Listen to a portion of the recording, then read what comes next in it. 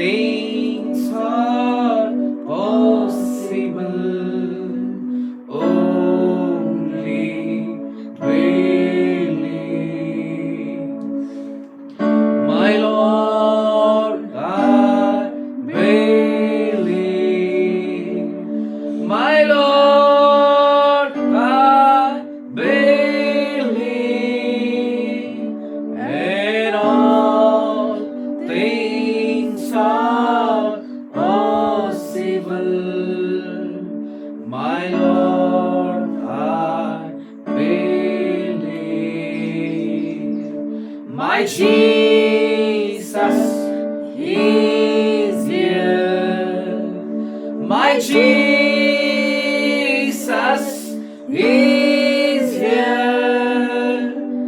And all things are possible. My Jesus is here. நாம் வேதாகமத்தை திறந்து எபிரேயருக்கு எழுதின நிருபம் 2ஆம் அதிகாரம் 2வது வசனத்தை நாம் படிக்கலாம். கர்த்தருக்கு பிரியமான சகோதரனே சகோதரியே, ஏனெனில் தேவதூதர் மூலமாய் சொல்லப்பட்ட வசனத்திற்கு விரோதமான எந்த செய்கைக்கும் கீழ்ப்படியாமைக்கும் நீதியான தண்டனை வரத்தக்கதாக அவர்களுடைய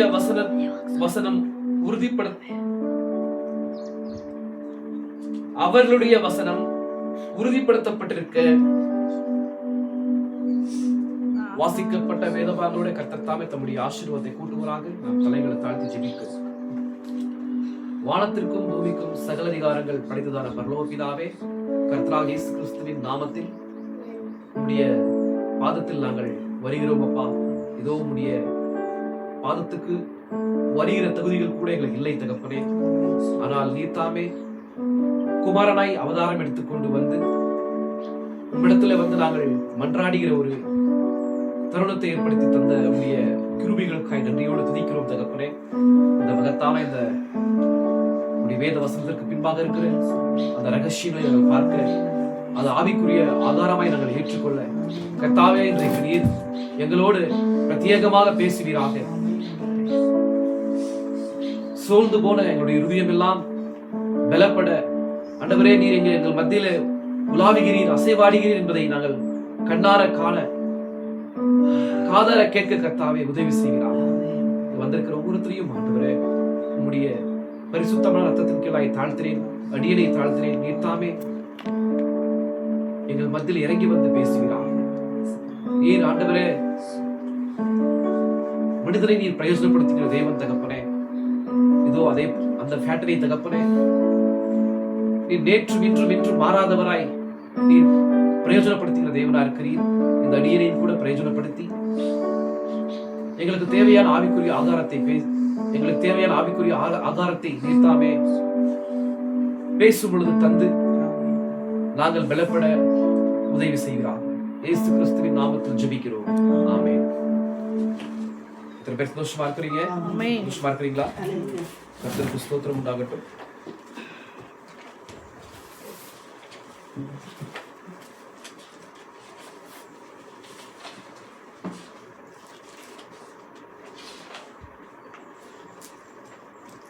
நாம் செய்திக்கு கடந்து போகலாம் சோதனை சூரியே. நேரமில்லாத காரணத்தால் நாம் செய்திக்கு நேராக கடந்து செல்லலாம். சில கோர்ஸை படித்து நான் விவரிக்கிறேன். நல்லா கவனமாய் கேளுங்க. கர்த்தர் கண்டிப்பா உங்களுக்கு உதவி செய்வாராக. ஆமென். பாருங்க சோதனை சூரியே, இப்பொழுது அவர் இங்கே கடந்து சென்று மீண்டும் அதை கூறுகிறார். ஏனெனில் தேவதூதர் மூலமாய் சொல்லப்பட்ட வசனத்திற்கு தூதன் என்பது எதை குறிக்கிறது? செய்தியாளனையே. தூதன் என்பது எதை குறிக்கிறது? செய்தியாளனையே. தேவன் செய்தியாளனை அபிஷேகித்திருப்பாரானால், அப்படியானால் நாம் அபிஷேகப்படுவோமாயானால் நாம் தேவனுடைய செய்தியாளர்களாய் இருக்கிறோம். நாம் உலகத்திற்கு செய்தியாளர்களாய் இருந்து பரலோகத்தின் தூதுவராயிருந்தும் நாம் அந்நியரும் பரதேசிகளும் என்று அறிக்கையிடுகிறோம். நாம் இந்த உலகத்திற்குரியவர்கள் அல்ல, ஆனால் தேவன் தாமே கட்டி உண்டாக்கின அஸ்திபாரங்கள் உள்ள நகரத்தையே தேடி நாடுகிறோம். விசுவாசிக்கிறீங்களா? அப்ப இங்க ஒரு கருத்தை பேசுறேன். இங்க நான் படிச்சேன் இல்லைங்களா, வசனம் படிச்சேன். என்ன வசனம் படிச்சேன்?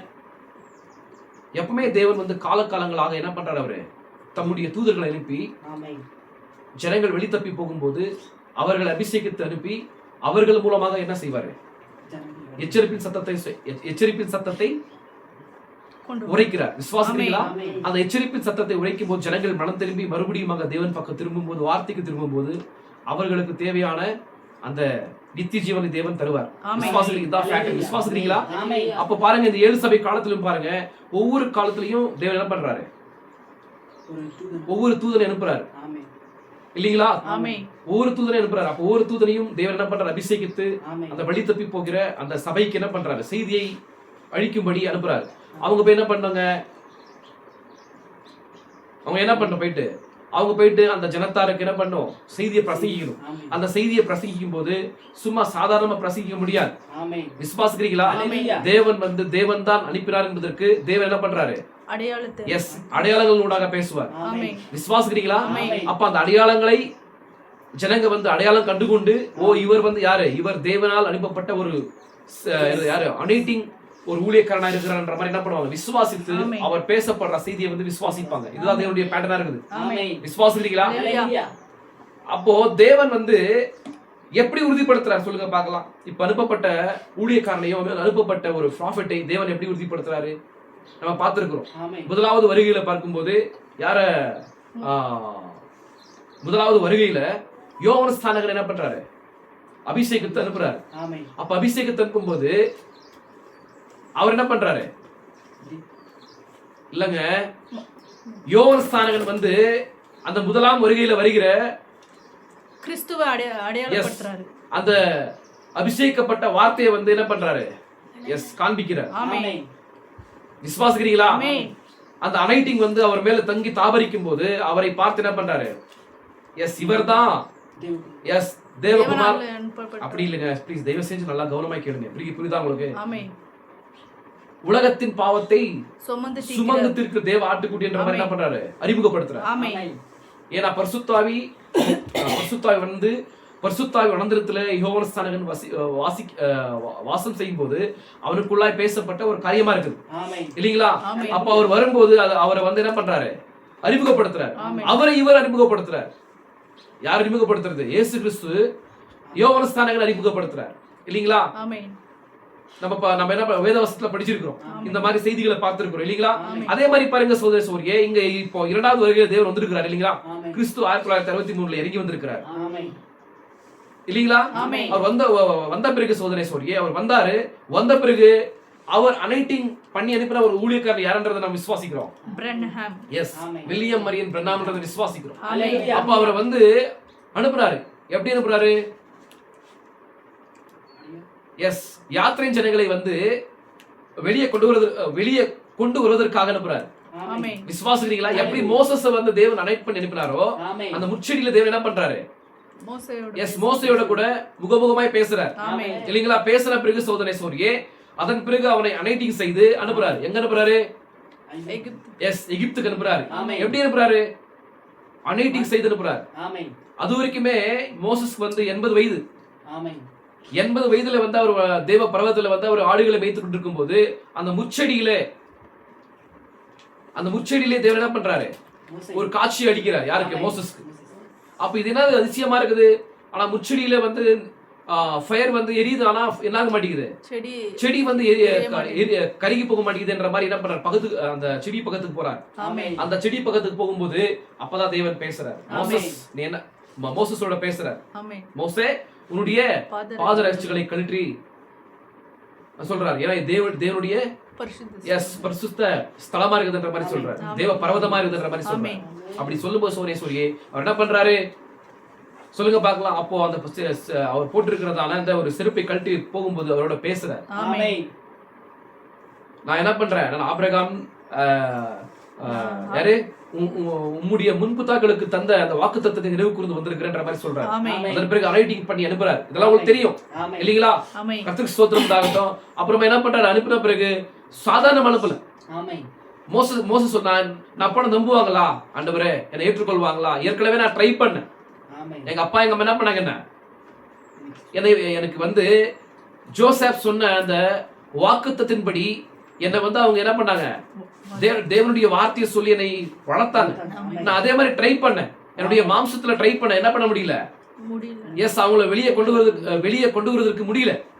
ஆனா நீங்க இப்ப என்ன பண்றீங்க, என்ன நான் ரொம்ப ஸ்ட்ராங்கா இருக்கும்போது நான் என்ன பண்ண ட்ரை பண்ண, அப்பவே முடியல.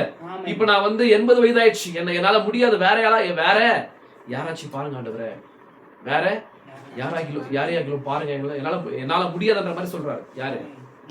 மோசஸ். அப்பதான் தேவன் என்ன பண்றாரு, அவனை பலப்படுத்தி மறுபடியுமாக அவனுக்கு சொல்ல வேண்டிய வார்த்தைகளை சொல்லி அவனை பலப்படுத்தி அவனை அனுப்புறாரு. அப்பதான் மோசஸ் போயிட்டு என்ன பண்றாரு, அந்த அடையாளங்களோட போறாரு. உன்னை நம்பலையா, இந்த மாதிரி காரியம், இந்த மாதிரி ஒரு ஃபர்ஸ்ட் ஃபுல் செகண்ட் ஃபுல் காட்டு. உன்னை நம்பலையா, என்ன பண்ண, ஃபர்ஸ்ட் ஃபுல் செகண்ட் ஃபுல் காட்டு. முதலாம் இழப்பையோ இரண்டாவது இழப்பை காட்டுன்றாரு. விசுவாசிக்கிறீங்களா? அந்த மாதிரி இழப்புகளை காட்டும் போது தான், ஓ இவர் வந்து யாரு, இவர் தேவன் அனுப்பப்பட்ட ஒரு அனாயிண்டிங் மேன். விசுவாசிக்கிறீங்களா? ஒரு அபிஷேகப்பட்ட ஒரு மனிதன், இவன் மூலமாக தான் தேவன் பேசுறான்ற மாதிரி அவங்க என்ன பண்றாங்க, விசுவாசிக்கிறாங்க. விசுவாசிக்கிறீங்களா? அப்படிதான் பாருங்க. கர்த்தருக்கு ஸ்தோத்திரம் உண்டா. இந்த காலத்தில் கூட நம்முடைய ப்ராஃபட் வந்து தேவன் அப்படிதான் என்ன பண்றாரு, எஸ், அனாயிண்டிங் பண்ணி அனுப்புறாரு. நான் அனாயிண்டிங் பண்ணி அனுப்புனேன்றதுக்கான ஊழியங்களை வந்து அவர் மூலமா பயங்கரமா தேவன் என்ன பண்றாரு, எஸ், செய்கிறார். விசுவாசிக்கிறீங்களா? ஏன்னா கர்த்தருக்கு ஸ்தோத்திரம் உண்டாகட்டும். நம்முடைய ப்ராஃபட் மூலமாக செய்த மினிஸ்ட்ரி பார்க்கும்போது பயங்கரமான ஒரு ministry. First full, second full, third full எல்லாமே அவர் மூலமா வெளிப்பட்டது. விசுவாசிக்கிறீங்களா? இங்க பாருங்க, நான் இப்போ சில காரியங்களை பேச போறேன், நல்லா கவனமா கேளுங்க. இப்படிதான் காலகாலங்களா தேவன் என்ன பண்றாரு, தம்முடைய பிள்ளைகளை ரட்சித்துக் கொள்ளும்படி, மீட்டுக் கொள்ளும்படி, யாரை அவர் முன்குறித்தாரோ அவர்களை மீட்டுக் கொள்ளும்படி, அவரை வந்து ரட்சித்துக் கொள்ளும்படி அனாயிண்டிங் பண்ண அனுப்புறார். விசுவாசிக்கிறீங்களா? இப்பேற்பட்ட ஒரு கிருபையின் செய்தியை வந்து இங்க பாருங்க, இப்பேற்பட்ட ஒரு கிருபையின் செய்தியை வந்து நம்ம வந்து புறக்கணிக்கும் போது நமக்கு நியாயத்தீர்ப்பு இருக்குமா, இருக்காதா? கண்டிப்பா. அதுதான் இங்க இப்ப ப்ராஃபட் சொல்ல வர்றாரு. இந்த எபிரேயர் 20 1ஆம் அதிகாரத்திலையும் 2ஆம் அதிகாரத்திலையும் அதே அந்த ஒரு காரியத்தின் அடிப்படையில் தான் என்ன பண்றாரு, செய்தியை பிரசங்கிக்கிறார். விசுவாசிக்கிறீங்களா?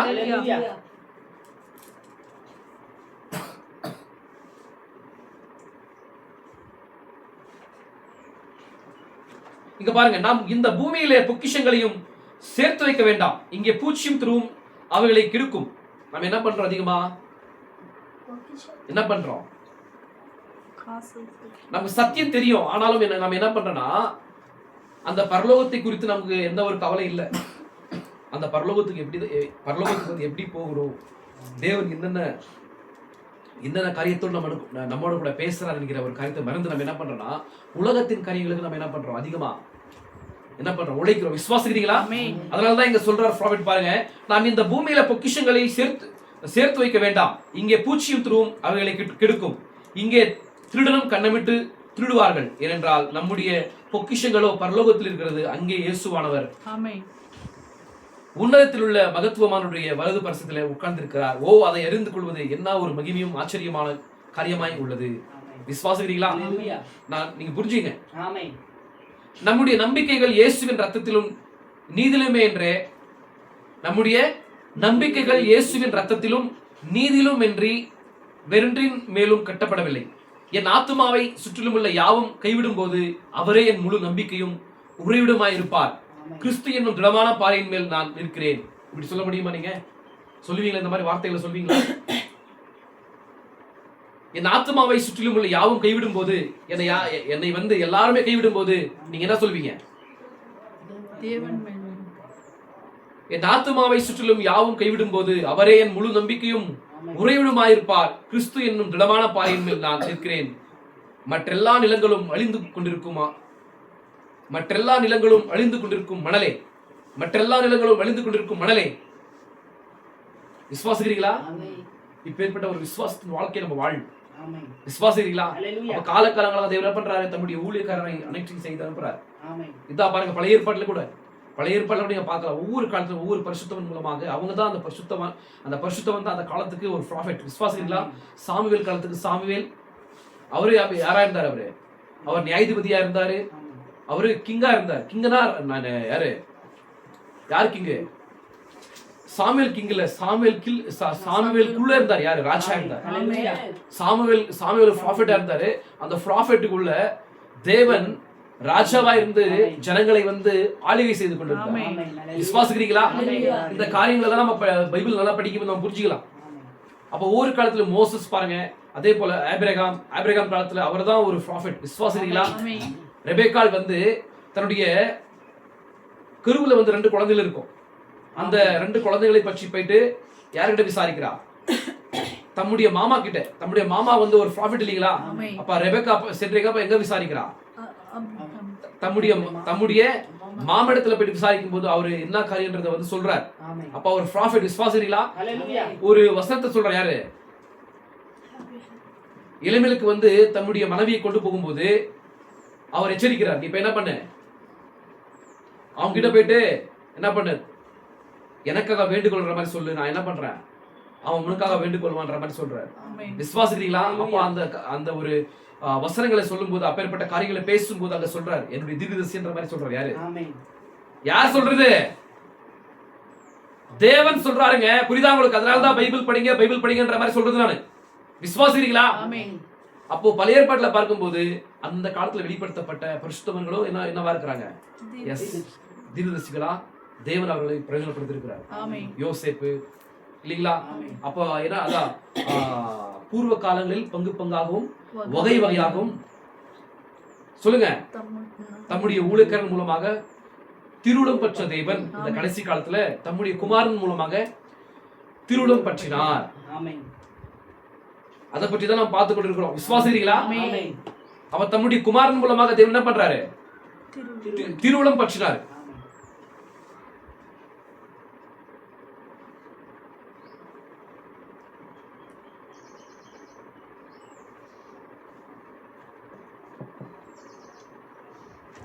இங்க பாருங்க, நான் கொஞ்சம் நல்லா உங்களுக்கு புரியுற மாதிரி சொல்றேன். இப்பொழுது தேவதூதர் மூலமாய் சொல்லப்பட்ட வசனத்திற்கு விரோதமான எந்த சேர்க்கைக்கும் கீழ்ப்படியாமைக்கும் நீதியான தண்டனை வரத்தக்கதாக அவர்களுடைய வசனம் உறுதிப்படுத்தப்பட்டிருக்க தேவனுடைய செய்தியாளர் பேசின போது அது உறுதிப்படுத்தப்பட்டது. ஏன்னா அவங்க பேசப்படும் போது அவங்களுடைய செய்தி உண்மையான செய்தின்ற மாதிரி உறுதிப்படுத்தப்பட்டது. எப்படின்னா அற்புதங்களோடும் அதிசயங்களோடும். விசுவாசிக்கிறீங்களா? ஏன்னா யாருமே என்ன செய்ய முடியாது, அப்பேற்பட்ட மகத்தான காரியங்களை செய்ய முடியாது. அவங்க பேசப்பட்ட வார்த்தை அப்படி என்ன பண்ணாங்க? காட்சி கொண்டு வந்தாங்க, அவங்க வடிவத்துக்கு கொண்டு வந்தாங்க இல்லீங்களா? நாம் கிறிஸ்துவிற்கு செவி கொடுக்கவில்லை என்றால், பரலோகத்திலிருந்து பேசுகிறவர்களுக்கு நாம் செவி கொடுக்கவில்லை என்றால் நாம் எப்படி தப்பித்துக் கொள்வோம்? நான் சொல்றது புரியுதா உங்களுக்கு? நாம் கிறிஸ்துவிற்கு செவி கொடுக்கவில்லை என்றால், பரலோகத்திலிருந்து பேசுகிறவருக்கு நாம் செவி கொடுக்கவில்லை என்றால் நாம் எப்படி தப்பித்துக் கொள்வோம்? இப்பொழுது கவனியுங்கள். முதலாவது கர்த்தர் மூலமாய் அறிவிக்கப்பட்டு அதை குறித்து சிந்தித்து பாருங்கள். இவ்வளவு பெரிதான ரட்சிப்பை குறித்து நாம் கவலையிட்டிருப்போமானால் தண்டனைக்கு எப்படி தப்பித்துக் கொள்வோம்? கிறிஸ்து தம்முடைய கிரியையை துவக்குகிறார். அவர் என்ன செய்தார்? அவர் எப்படி தாழ்மையாய் இருந்தார் என்பதை அவர் ஒரு வேத பண்டிதனாய் போன்று ஒரு குறிப்பிடத்தக்க மகத்தான மனிதனாய் இருக்கவில்லை என்பதை நாம் கவனித்து பார்க்க வேண்டும். ஆனால் அவர் தாழ்மையாயும் சாந்தமாயும் கனிவாயும் இருந்தார். அவர் மிக திறமையான சொல் வன்மை மிக்க ஒரு பிரசங்கியா இருக்கவில்லை. அவருடைய சத்தம் வீதியிலே கேட்கப்படவும் இல்லை. ஆனால் யோவான் ஒரு கர்ஜிக்கிற சிங்கமாக புறப்பட்டு சென்றான். அவன் ஒரு பிரசங்கியா இருந்தான். இயேசு ஒரு கர்ஜிக்கிற சிங்கமாக வரவில்லை, ஆனால் இப்போ வந்திருக்கிறார். இது முதலாம் வருகையில வந்த அந்த வருகையை பற்றி தான் பேசுது இந்த செய்தி. பேசுறாரு. விசுவாசிகளா? ஆனா இப்ப எப்படி இருக்காரு? அவரு கர்ஜிக்கிற சிங்கத்தை போல வந்திருக்கிறார். நியாயாதிபதியா வந்திருக்கிறார். விசுவாசிகளா? அவன் ஒரு பிரசங்கியா இருந்தான். இயேசு ஒரு கர்ஜிக்கிற சிங்கமாக வரவில்லை, ஆனால் தேவன் அவரோடு கிரியை செய்து வார்த்தையை உறுதிப்படுத்தினார். எப்போ? குமாரன் மூலமா. குமாரன் இந்த கடைசி காலத்தில் தம்முடைய குமாரன் மூலமாக திருவுளம் பற்றினார் என்பதற்கு அர்த்தம் இதுதான். விசுவாசிக்கிறீங்களா?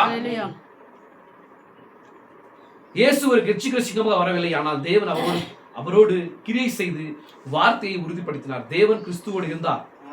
பேதுரு பெந்தகோஸ்து நாளிலே இஸ்ரவேலரே, யூதாவில் வாசம் பண்ணுகிறவர்களே, நீங்கள் அறிந்திருக்கிறபடி நசரேயனாகிய இயேசுவை கொண்டு தேவன் உங்களுக்குள்ள பலத்த செய்கைகளையும் அற்புதங்களையும் அடையாளங்களையும் நடப்பித்து அவைகளாலே அவரை உங்களுக்கு வெளிப்படுத்தினார். யார் சொல்றாரு இது?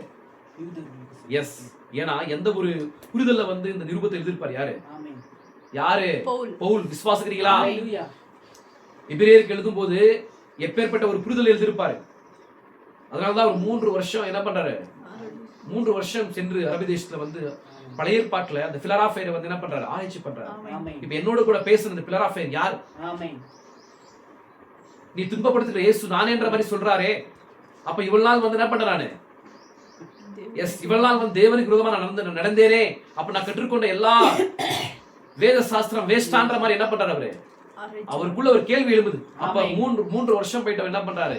அந்த பழைய ஏற்பாட்டை வந்து ஆராய்ச்சி செய்யும் போது இந்த பிலராஃபேர்ல வந்து பேசப்பட்ட இயேசு நானேன்ற மாதிரி அவர் கேள்விப்படும் போது சோரே என்ன பண்றாரு? அவர் தான் இவர்ன்ற மாதிரி அவர் என்ன பண்றாரு? எபிரேய நிருபத்துல வந்து அவரை பற்றி பேசுறார்.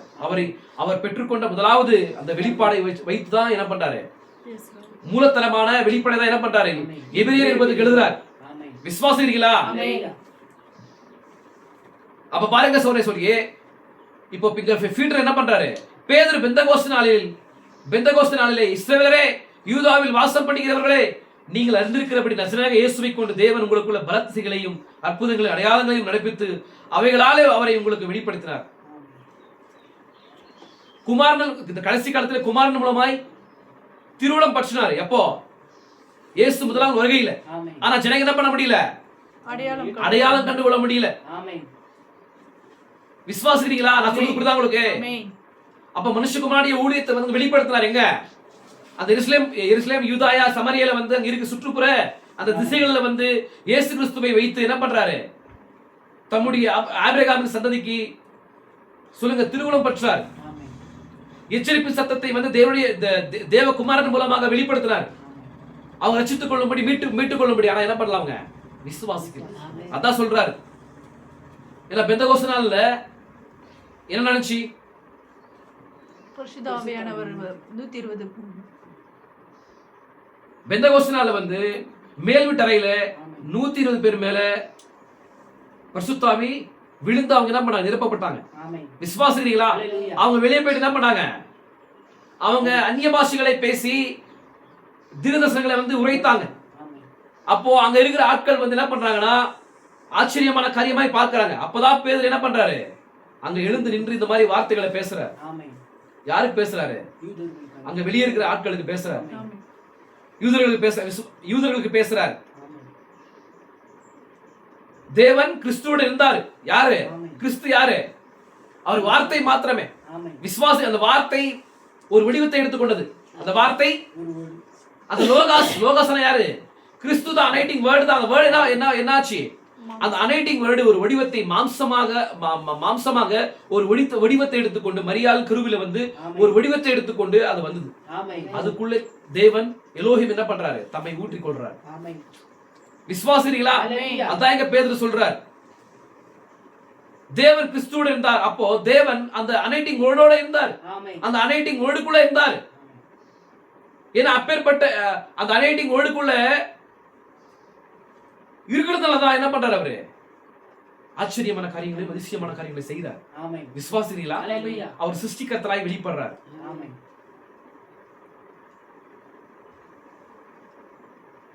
பேதுரு பெந்தகோஸ்து நாளிலே இஸ்ரவேலரே, யூதாவில் வாசம் பண்ணுகிறவர்களே, நீங்கள் அறிந்திருக்கிறபடி நசரேயனாகிய இயேசுவை கொண்டு தேவன் உங்களுக்குள்ளே பலத்த செய்கைகளையும் அற்புதங்களையும் அடையாளங்கள் நடப்பித்தாரா? ஆனா அவங்க என்ன பண்ணல? ஏன்னா எவ்வளவு மகத்தான காரியங்களை செஞ்சார் தேவன். ஆனா என்ன பண்ணலாங்க? என்ன பண்ணல? விசுவாசிக்கல.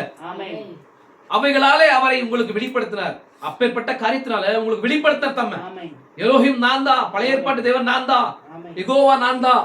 எலோஹிம் நான் தான். சிருஷ்டிகர்த்தர் நான் தான். நான் என்ன பண்ண வந்திருக்கிறேன்?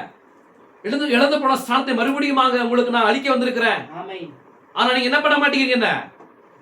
என்ன நீங்க அடையாளம் கண்டுகொள்ள மாட்டீங்க. விசுவாசிக்க மாட்டீங்க. என்ன புறக்கணிக்கிறீங்க. எனக்கு தள்ளுறீங்க. ஆபிரகாமினுடைய மூல தகப்பன்ற மாதிரி சொல்றீங்க. ஆனா ஆபிரகாம் வந்து நாளைக்கான ஆசையா இருந்தான். நான் அவரிடத்துல போகும்போது அவன் என்ன பண்றான்? அந்த நாளை கண்டு களி கூறுறான். ஆமென். நீங்க என்ன பண்றீங்க? என்ன வந்து கற்களால் அடிக்கிறீங்கன்ற மாதிரி சொல்றாரு. ஆமென். பெரிய பாம்பு குட்டிகளேன்ற மாதிரி சொல்றாரு. விசுவாசிக்கிறீங்களா? ஆமென். அவைகளாலே அவரை உங்களுக்கு வெளிப்படுத்தினார். நீங்கள் எல்லாரும் சாட்சிகளா இருக்கிறீர்கள். நீங்க தான் என்னவா இருக்கிறீங்க?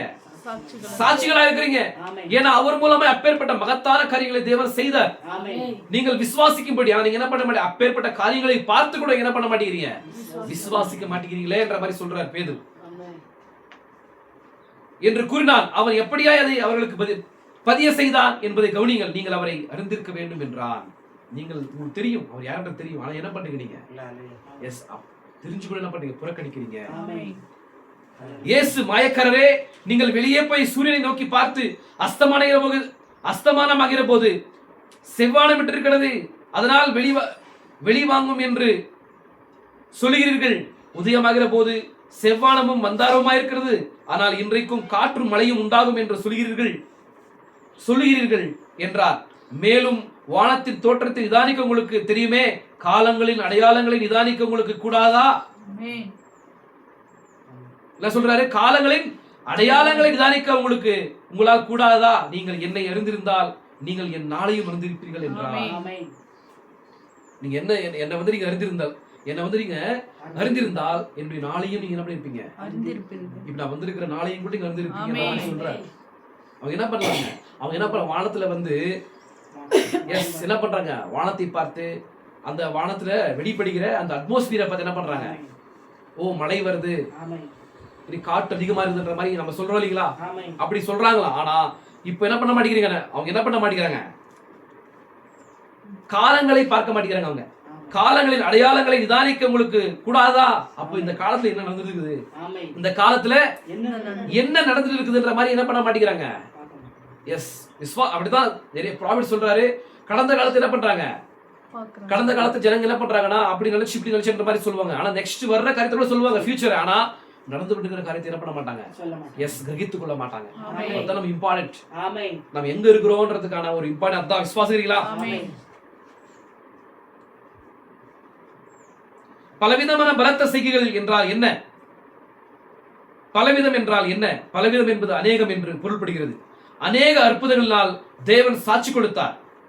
தேவன் அநேக அற்புதம். அற்புதங்களினால் தேவன் சாட்சி கொடுத்தார். ஓ தேவனே, அது உங்களுடைய இருதயங்களுக்குள்ளாக பதியும் என்று நான் நம்புகிறேன். கவனிங்கள்,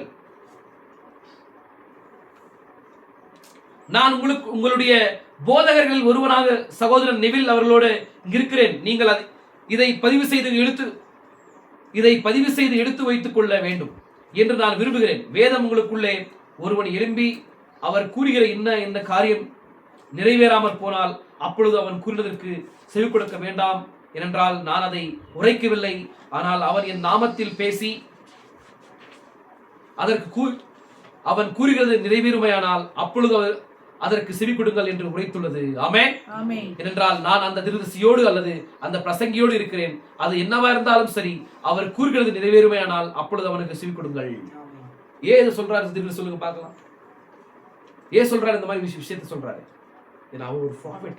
ஆமென். அவர் மூலமாக மனுஷகுமாரிய ஊழியமானது வெளிப்பட்டு கொண்டிருக்கிறது. ஆமென். விசுவாசிகளா? அவர் மூலமா அந்த ஒரு ஊழியமானது வெளிப்பட்டு கொண்டிருக்கிறது. அதனாலதான் அவர் சொல்றார், மறைமுகமா சொல்றார், இதை புரிஞ்சுக்கொள்ளு, இதை என்ன பண்ணுங்க, இதை நீங்கள் கிரகித்துக் கொள்ளுங்க, புரிந்து கொள்ளுங்கன்ற மாதிரி சொல்றார். ஆமென். எங்க டைப்ல பார்த்து நிஜமான கருத்தை என்ன பண்றாரு? வெளிப்படுத்துறார். ஆமென். விசுவாசிகளா? ஹல்லேலூயா. இங்க பாருங்க, இப்பொழுது நண்பர்களே, நாம் அவருக்கு செவி கொடுப்போமாக. நம் மத்தியில் பேசிக் கொண்டிருக்கிற பரிசுத்த ஆவியானவர் பலவிதமான அற்புதங்களையும் அடையாளங்களையும் அதிசயங்களையும் காண்பித்துக் கொண்டிருக்கிறார். அதை சாதாரண காரியங்களைப் போல நாம் கடந்து சென்று விடாமல் இருப்போமாக. இயேசு கிறிஸ்து நேற்றும் இன்றும் என்றும் மாறாதவரா இருக்கிறார். பாருங்க, ஃபேட்டர் வைக்கிறார். ஆமென். சொல்லுதா உங்களுக்கு? ஹல்லேலூயா. அப்போ மனுஷகுமாரனுடைய ஊழியமானது அங்க முதலாம் வருகையில வந்து இயேசு கிறிஸ்து மூலமாக எப்பேற்பட்ட காரியங்கள் நடந்ததோ அதே காரியங்கள் இப்ப ப்ராஃபிட் மூலமா நடந்து கொண்டிருக்குது. ஆமென். ப்ராஃபிட் மூலமா நடந்து கொண்டிருக்கிறது. அதை வந்து நீங்க என்ன பண்ணுங்க? நீங்க மறக்காதீங்க. எஸ், அடையாளம் கண்டுகொள்ளுங்கன்ற மாதிரி சொல்றாரு. அடையாளம் கண்டுகொள்ளுங்கன்ற மாதிரி சொல்றாரு. ஹல்லேலூயா. ஆமென். நாம் கடந்து சென்று விடாமல் போமாக. இயேசு கிறிஸ்து நேற்றும் இன்றும் என்றும் மாறாதவரா இருக்கிறார் என்றும் அவர் தம்முடைய வார்த்தையை உறுதிப்படுத்துகிறார். ஆமென். யார் உறுதிப்படுத்துறது? தேவன். தேவன் தான் உறுதிப்படுத்துறது. ஆமென். விசுவாசிகளா ஹல்லேலூயா. என்பதையும் நினைவில் கொள்ளுவோமாக. நாம் அதை செய்ய வேண்டும். ஓ தயவு கூர்ந்து அதை செய்யுங்கள். செவி கொடுங்கள். மற்ற ஒவ்வொரு காரியம், உங்களுடைய வீடு, உங்களுடைய கணவர், உங்களுடைய மனைவி, உங்களுடைய பிள்ளைகளும் கூட இரண்டாவது காரியமாக இருக்கட்டும். என்ன பண்ணணும்? எல்லாமே ஒரு பக்கம் வைத்து, எல்லாமே இரண்டாவது காரியமா இருக்கட்டும். ஃபர்ஸ்ட் என்ன பண்ணணும்? வார்த்தைக்கு இம்பார்ட் கொடுங்க. வார்த்தைக்கு நீங்க முதலாவது இடத்தை கொடுங்கன்ற மாதிரி சொல்றாரு. ஏன்னா இயேசு கிறிஸ்து மூலமாக முதலாம் இழப்பு, இரண்டாவது இழப்பு, மூன்றாவது இழப்பு, 3 இழுப்புகளையும் தேவன் என்ன பண்றாரு? வெளிப்படுத்துறாரு. விசுவாசிக்கிறீங்களா?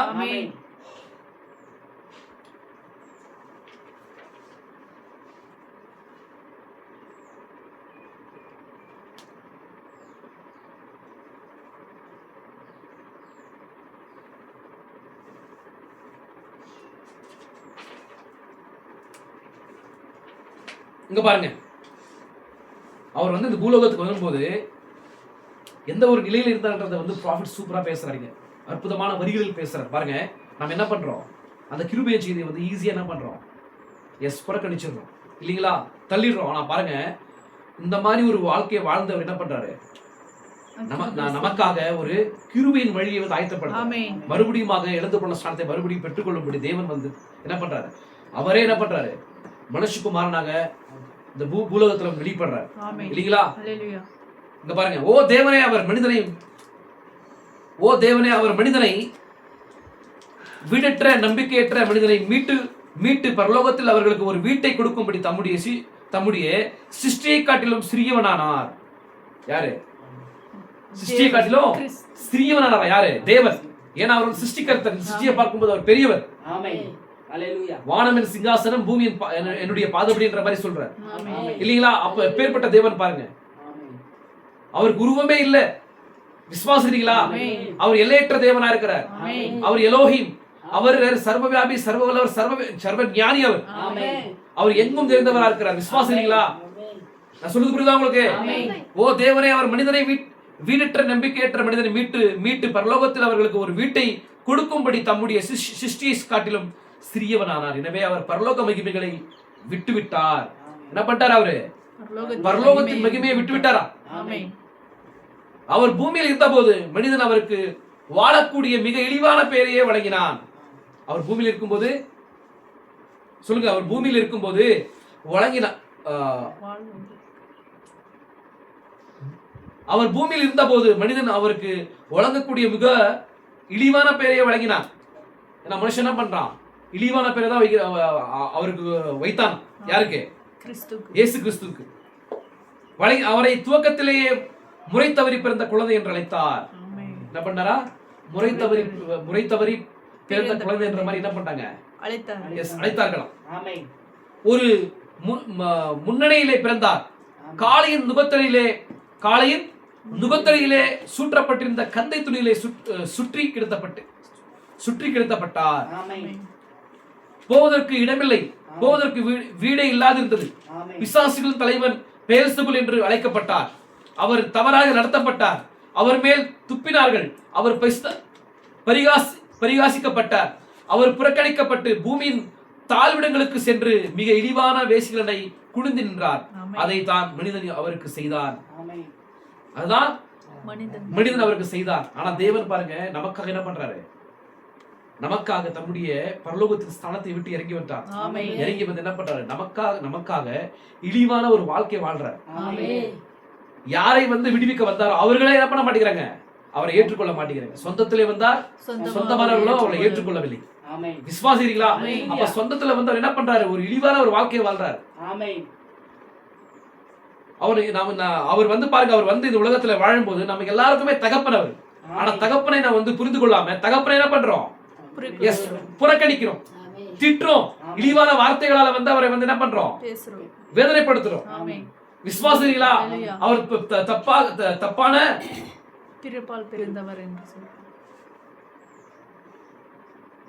முறை தவறி பிறந்த குழந்தை என்ற மாதிரி சொல்றோம். அவருக்கு படுக்க இடம் இல்ல. அவருக்கு என்ன இல்ல? அவர் பிறக்கும் போது அவருக்கு போட்டுக்கிற துணி இல்ல. கந்தை துணியிலே சுற்றி கிடத்தப்பட்டார். போவதற்கு இடமில்லை, போவதற்கு வீடே இல்லாதிருந்தது. பிசாசுகளின் தலைவன் பெயல்செபூல் என்று அழைக்கப்பட்டார். அவர் தவறாக நடத்தப்பட்டார்.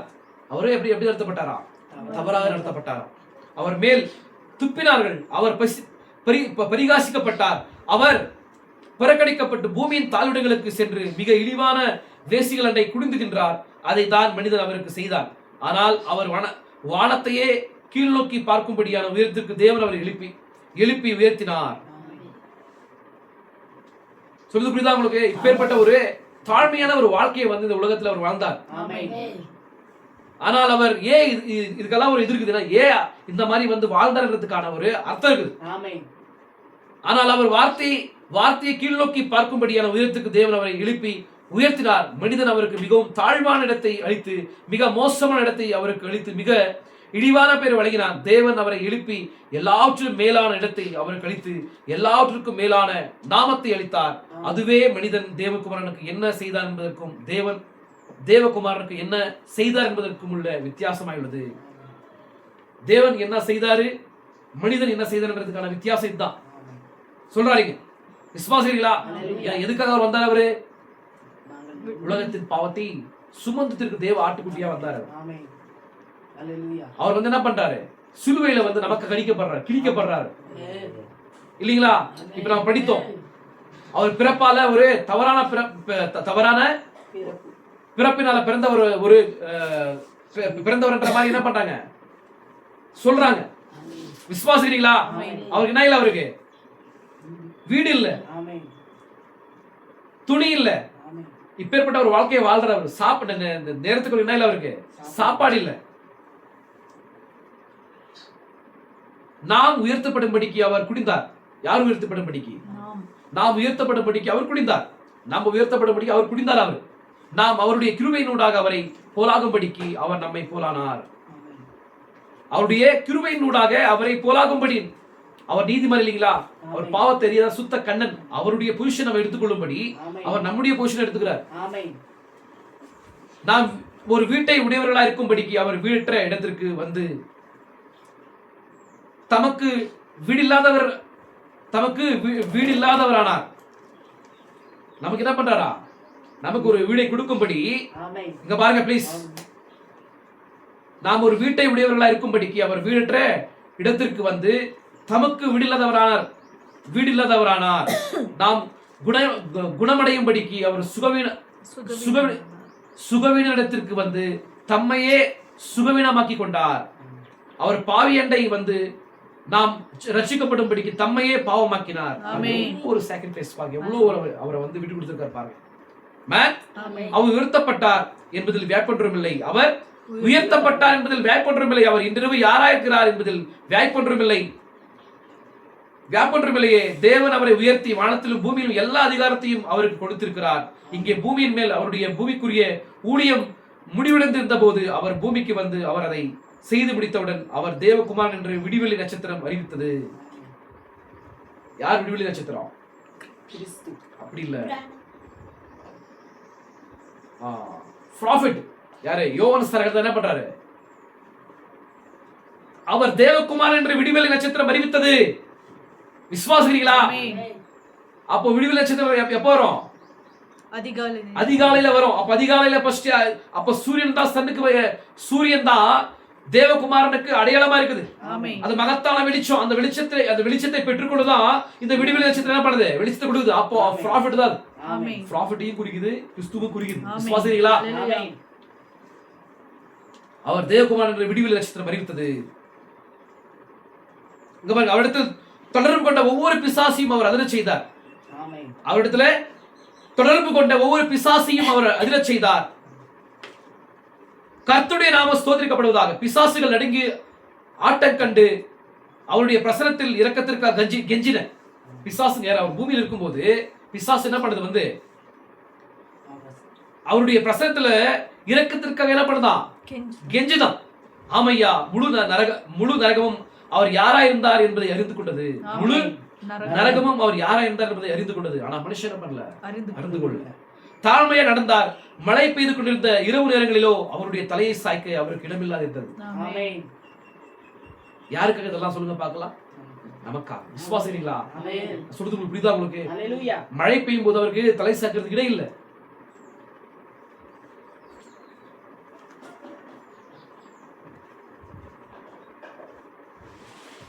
அவர் சிருஷ்டித்த மிருக ஜீவன்களுக்கு இடம் இருந்தது. நரிகளுக்கு குடிகளும் ஆகாயத்து பறவைகளுக்கு கூடுகள் உண்டு. மனுஷகுமாரனுக்கும் அவருடைய ஆசீர்வதிக்கப்பட்ட தலையை சாய்க்க இடமில்லை. நிச்சயமாகவே அவர் இடமில்லாதிருந்தார். புரியுதா உங்களுக்கு? இங்க பாருங்க, அவர் பாவமானார், அவர் இழிவாக்கப்பட்டு கைவிடப்பட்டார். அவர் யாரா இருந்தார் என்பதை பிசாசுகள் அறிந்திருந்தனர். அவர் யாரா இருந்தார் என்பதை பிசாசுக்கு தெரியும். ஆனா மனுஷனுக்கு தெரிய மாட்டேங்குது. தம்முடைய பிள்ளைகளுக்கு தெரிய மாட்டேங்குது. தகப்பன் வந்திருக்கிறார் மாதிரி தம்முடைய பிள்ளைகளுக்கு தெரிய மாட்டேங்குது. ஆனா பிசாசுகளுக்கு தெரியுது. இந்த மாதிரி ஒரு கொடூரமான ஒரு காரியம் பாருங்க.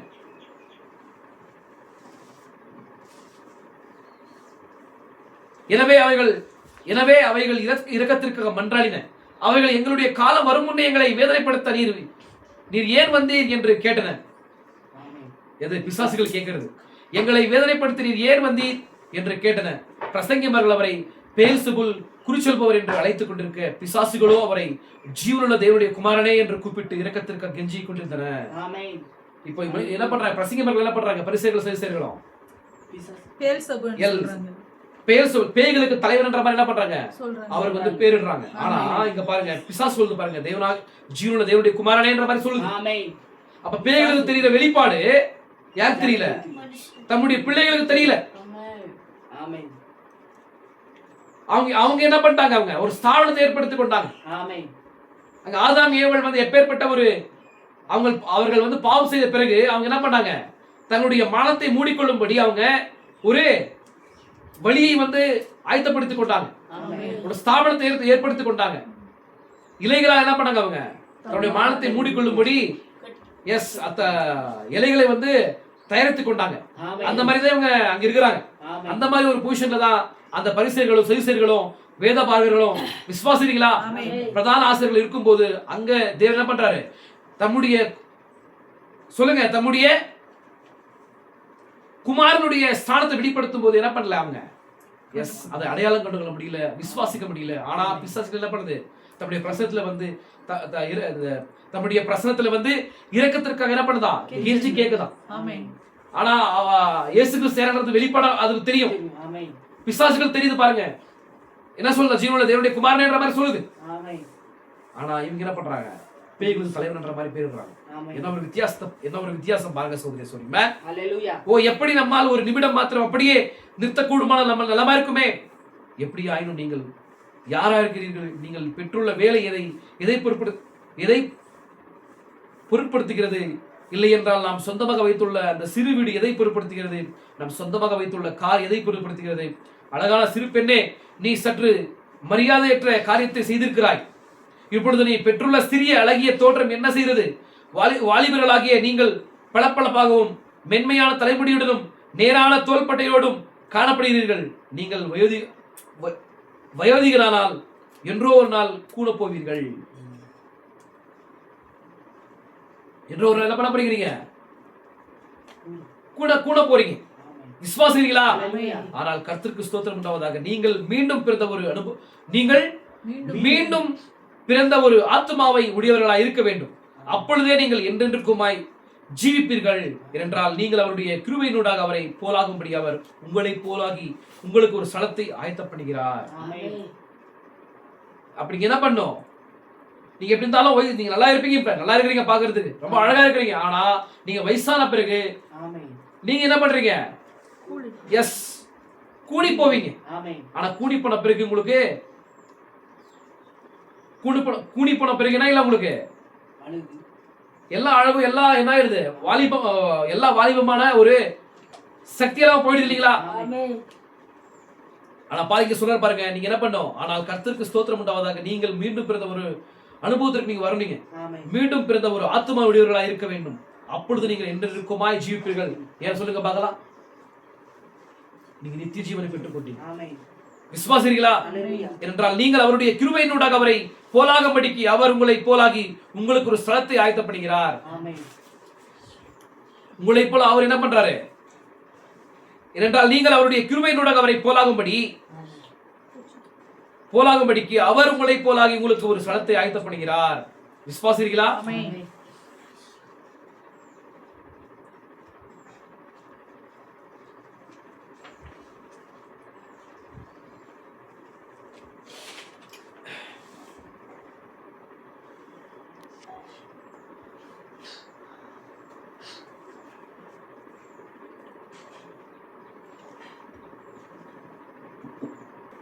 புரியுதா உங்களுக்கு?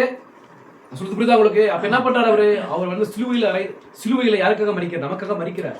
இப்பேற்பட்ட ஒரு தேவன் வந்து தேவகுமாரனாக இந்த பூமியில வந்து அவர் என்ன பண்றாரு? தூதரை காட்டிலும் ஒரு நம்மை போல ஒரு மனிதராக வந்தார் அவர், இல்லைங்களா? ஆனா அவர் வந்து என்ன பண்றாரு? நமக்காக நிறைய காரியங்களை வந்து சாக்ரிஃபைஸ் பண்றாரு. நமக்காக ரொம்ப வேதனைப்படுறாரு. ஒரு மனிதன் எப்பேற்பட்ட ஒரு கஷ்டத்தை படுறார், அதை காட்டிலும் மேலான ஒரு கஷ்டத்தை படுறார். விசுவாசிக்கிறீங்களா? இங்க பாருங்க, அவர் மரித்த போது அவரை காண்பதற்கு சந்திரன் நடுங்கி செயலிருந்து போலாயிற்று. அவர் மரித்த போது அவரை காண்பதற்கு சந்திரன் நடுநடங்கிய செயலிலிருந்து போலாயிற்று. சூரியனோ நடுப்பகலில் அஸ்தமித்தது. அவர் அடக்கப்பட்ட ஸ்தலத்திற்கு சென்று சகோதரன் பிரணாம் 4 முறை பிரசங்க பீடத்தை தட்டுகிறார். கதவினை தட்ட வாசலோ சுழன்றி திறந்தது. வேதமோ அவர் காவலுள்ள ஆத்துமக்களுக்கு பிரசங்கித்தார். அந்த ஆவிகள் பூர்வத்திலே நோவா வேலையை ஆயத்த பண்ணும் நாட்களிலே தேவன் நீடிய பொறுமையோடு காத்திருந்தது போல கீழ்ப்படியாமற் போனவைகள். நோவா காலத்துல பண்ற தேவன் நீடிய பொறுமையோடு காத்திருப்பார். அப்போ 120 வருஷம் என்ன பண்றாரு சொல்லுங்க? ஒரு ஏஜ் கொடுக்குறாரு அவங்களுக்கு. செய்தியை வந்து பிரசங்கிக்கும்படி 120 வருஷம் நோவா மூலமாக என்ன பண்றாரு? பிரசங்கிக்கிறார். ஆனா ஜனங்க என்ன பண்ணல? அந்த ஆவிகள் தான் எங்க இருக்குது? அந்த பாதாளம். எஸ், விசுவாசிக்கிறீங்களா? 5வது பரிமாணத்தில் இருக்குது. விசுவாசிக்கிறீங்களா? அவர் எங்க போறாரு? அவரு வாசலோ சுழன்றி திறந்து, வேதமோ சுழன்றி திறந்து, வாசலோ சுழன்றி திறந்தது. வேதமோ அவர் காவலுள்ள ஆத்துமக்களுக்கு பிரசங்கித்தார். அந்த ஆவிகள் பூர்வத்திலே நோவா வேலையை ஆயத்த பண்ணும் நாட்டிலே தேவன் நீடிய பொறுமையோடு காத்திருந்த போது கீழ்ப்படியாமற் போனவைகள் என்று கூறுகிறது. அவர் இந்த பூமியில மரித்த பிறகு இது நடந்தது. என் சகோதரனே, என் சகோதரியே, அவர் மரித்து அவருடைய பூமிக்குரிய ஊழியம் முடிவற்ற போதும் அவர் இன்னமும் ஊழியம் செய்து கொண்டிருந்தார். அவர் இன்னமும் ஊழியத்தில் இருக்கிறார். ஆமென். அவர் இழக்கப்பட்டோரின் வாசல்களை தட்டினார். அவர் அங்கு சென்றார் என்று வேதம் கூறியுள்ளது.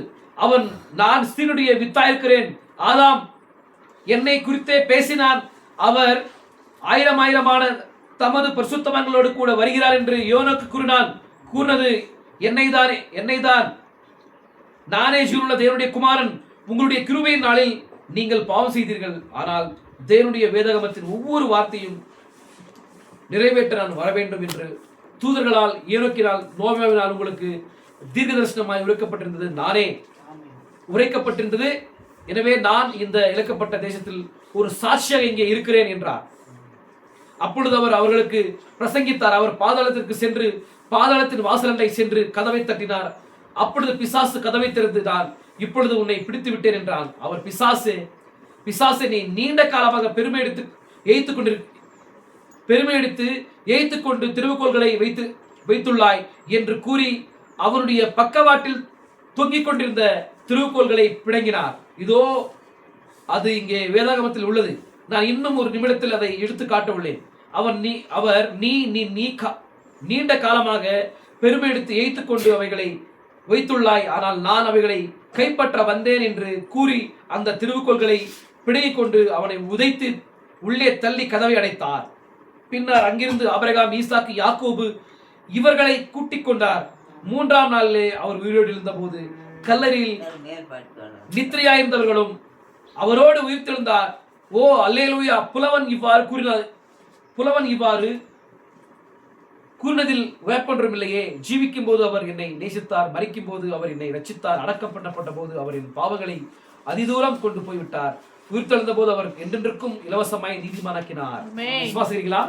என்ன பண்றாரு? அவர் மரித்த பிறகு அந்த வெள்ளிக்கிழமை என்ன பண்றாரு? வெள்ளிக்கிழமை ஃப்ரைடே வந்து அவர் சிலுவையில போடும்போது சனிக்கிழமை எங்க போறாரு? பாதாளத்துக்கு சென்று அங்க என்ன பண்றாரு? தம்மை வெளிப்படுத்துறாரு. அங்க தம்மை வெளிப்படுத்தும் போது பிசாசு கதவை திறக்கும் போது பிசாசு கூட என்ன பண்றாரு? பிசாசு இடத்துல வந்து இருந்த அந்த அதிகாரத்தை பற்றி கொண்டு அவனை என்ன பண்றாரு? அவனை உதைத்து அவரை உள்ள தள்ளி கதவை விட்டுறாரு. விசுவாசிக்கிறீங்களா? அவர் காலகாலங்களாக இருந்த பரிசுத்தவர்களை என்ன பண்றாரு? எஸ், பரிசுத்தவர்களை தம்மை வெளிப்படுத்துறாரு. தம்மை கூட என்ன பண்றாரு? கூட கூட்டிட்டு வராரு. விசுவாசிக்கிறீங்களா? கூடவே என்ன பண்றாரு? கூட்டிக் கொண்டு வந்த பிறகு அவர் என்ன பண்றாங்க? அந்த கூட்டிக் கொண்டு வந்த அந்த பரிசுத்தவர்கள் எல்லாமே தங்களுடைய இடங்களை பார்க்கும்படி என்ன பண்றாங்க? நீங்க பைபிளை படிச்சிருந்தீங்கன்னா உங்களுக்கு நல்லா புரிஞ்சிருக்கும். நீங்க பைபிளை படிக்க மாட்டீங்க, அதனாலதான் நான் உங்களுக்கு திட்டுறது, பயங்கரமா உங்களுக்கு திட்டுறது. அதனாலதான் நான் அவங்க பரிசுத்தவர்கள் வந்து என்ன பண்றாங்கன்னா 40 நாட்கள் வந்து என்ன பண்றாங்க, அந்த எருசலேம்ல வந்து சுற்றி எங்க திருந்தாங்க, சுற்றி திரிறாங்க. விசுவாச அதெல்லாம் ஜனங்க பாக்குறாங்க. என்றோ ஒரு நாளில் அவர் வருகிறார். ஓ மகிமையின் நாள்.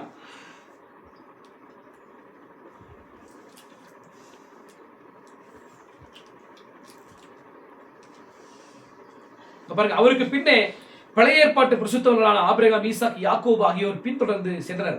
அவர்கள் நேராக வானாதி வானங்களுக்குள்ளாக சென்றனர். அவர்கள் அந்த நரகத்திற்கு தூரமாக இருக்கும் போதே அந்த நகரத்திற்கு தூரமாக இருக்கும் போதே அவர்கள் தங்களுடைய கண்களை எடுத்து பார்ப்பதை என்னால் காண முடிகிறது. அப்பொழுது ஆபிரகாம், நான் காண வாஞ்சித்த நகரம் அதுதான். ஓ ஈசாக்கே இங்கே வா, யாக்கோபே இங்கே வா. நாம் பூமியிலே அந்நியர்களும் பரதேசிகளுமா இருந்தோம், ஆனால் இதோ உள்ளது அந்த நகரம். அந்த ஒன்றிற்காக தான் நாம் காத்திருந்தோம் என்று கூறினார்.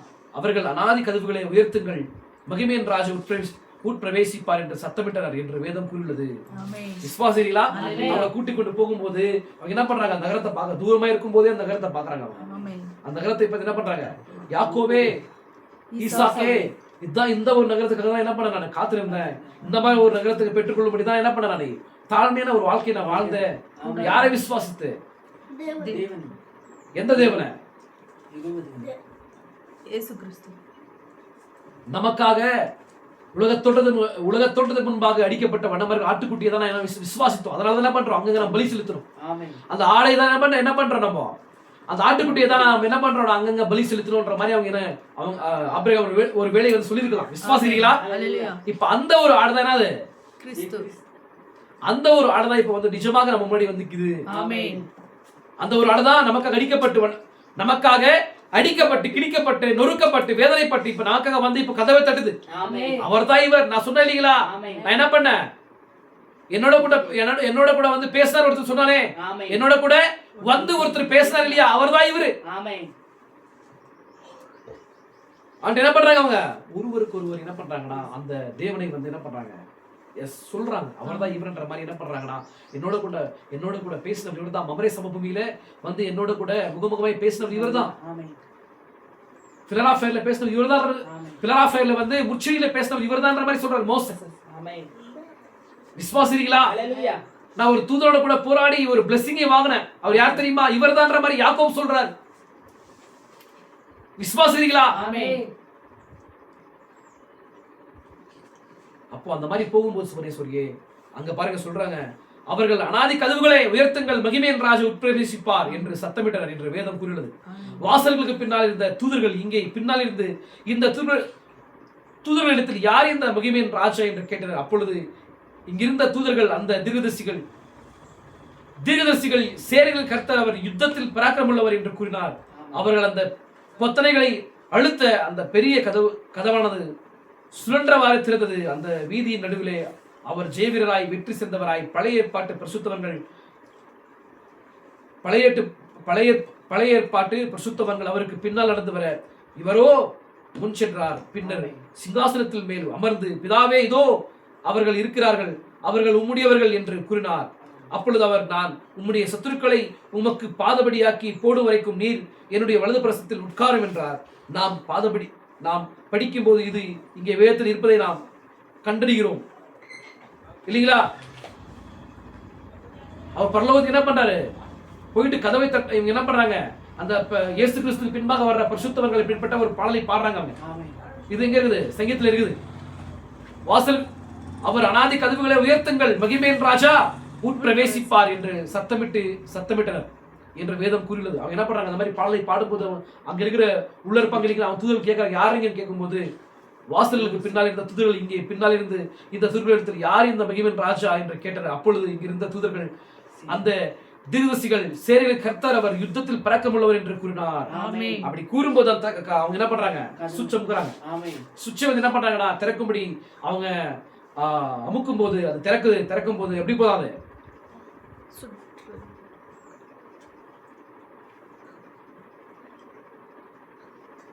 சுழன்றவாறே திருந்தான். சுழன்றவாறே அந்த கதவுகள் என்ன பண்ணதான் திறக்கப்பட்டதான். அப்பதான் என்ன பண்றாங்கடா, இயேசு கிறிஸ்து முன்னாடி போறாரு, பின்னாடி பரிசுத்தவங்க போறாங்க. விசுவாசிங்களா? இப்பொழுது கவனிங்கள், நாம் 8ஆம் வசனத்தில் இருக்கிறோம். சகலத்தையும் அவனுக்கு கீழ்ப்படுத்தினார். யாருக்கு? இயேசு கிறிஸ்துவுக்கு. சகலத்தையும் அவனுக்கு கீழ்ப்படுத்தினார் என்கிற விஷயத்தில் அவனுக்கு கீழ்ப்படுத்தாத பொருள் ஒன்றுமில்லை. அப்படி இருந்தும் இன்னும் அவனுக்கு சகலம் கீழ்ப்பட்டிருக்கு காணோம். அது மரணமா இருக்கிறது. நாம் மரணத்தை காண்கிறதில்லை. அதே சமயத்தில் நாம் இன்னமும் மரித்துக் கொண்டிருக்கிறோம். நாம் மரணத்தை காண்கிறோம்.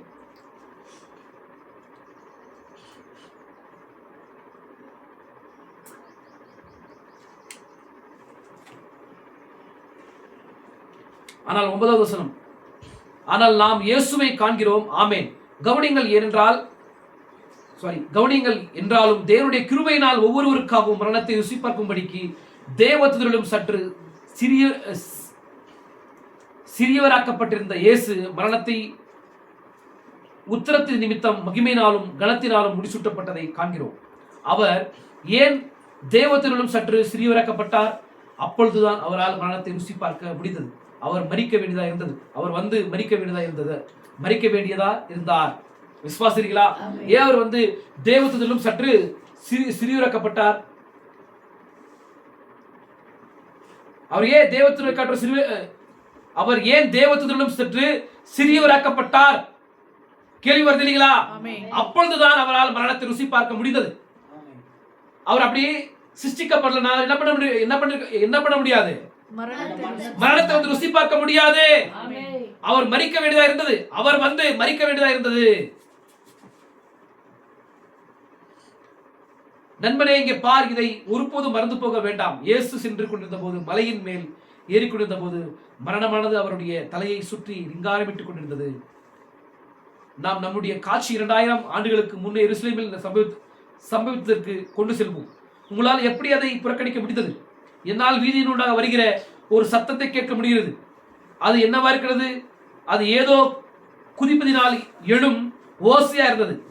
அது பண்டைய கரடு முரடான சிலுவை தமஸ்குவின் வாசலண்டை தரையிலே உள்ள தலப்பாவில் காணப்படும் உருளை கற்களின் மேல்பட்டு குதித்து செல்கிறது.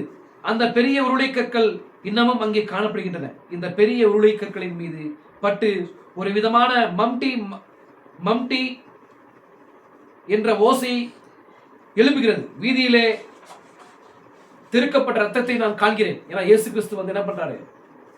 அவர் அந்த சிலுவையை எடுத்துக்கொண்டு வர்ற ஒரு காட்சியை பேசுறார். விசுவாசிகளா?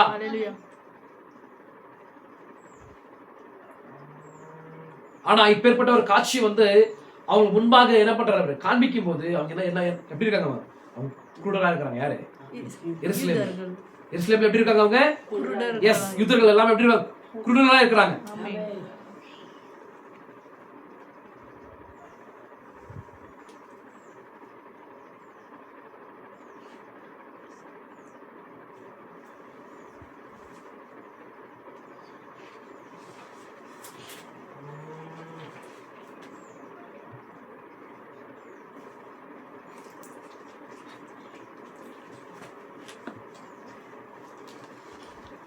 பாருங்க,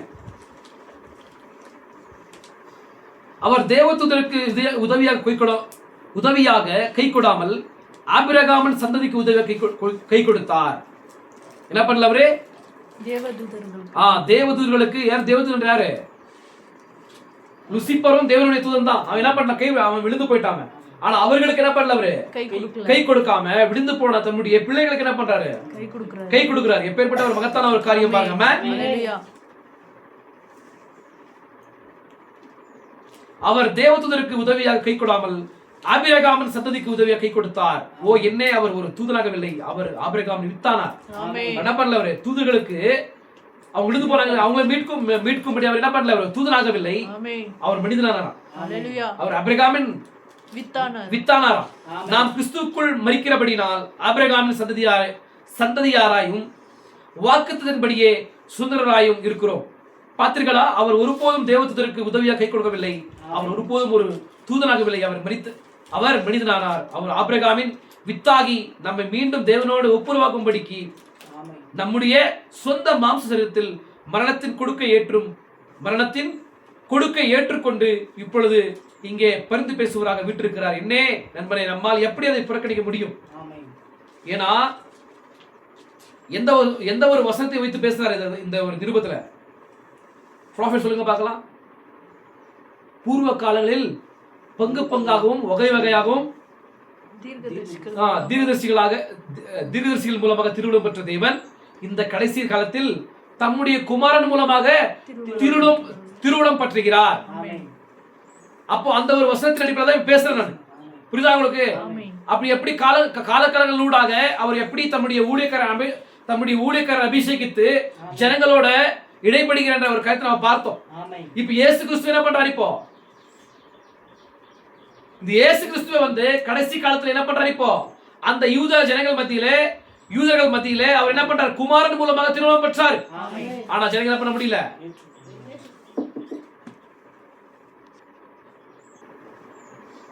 ஏன் அந்த மாதிரி ஒரு காரியத்தை பேச சொல்லுங்க பார்க்கலாம். ஏன்னா நெக்ஸ்ட் வந்து நியாய தீர்ப்பு வரப்போகுது.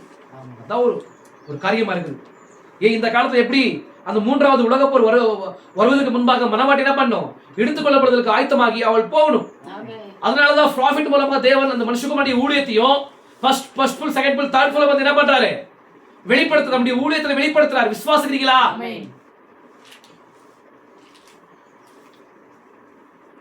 நான் சொல்றது புரியுதா உங்களுக்கு? அப்போ அந்த நியாயத்தீர்ப்பானது வருவதற்கு முன்பாக தேவன் என்ன பண்றாரு? இப்பேற்பட்ட ஒரு காரியத்தை வந்து வெளிப்படுத்துறாரு. அவங்க என்ன பண்ண முடியல. அவங்க விசுவாசிக்க முடியல. அவர்கள் எப்படி இருக்காங்க?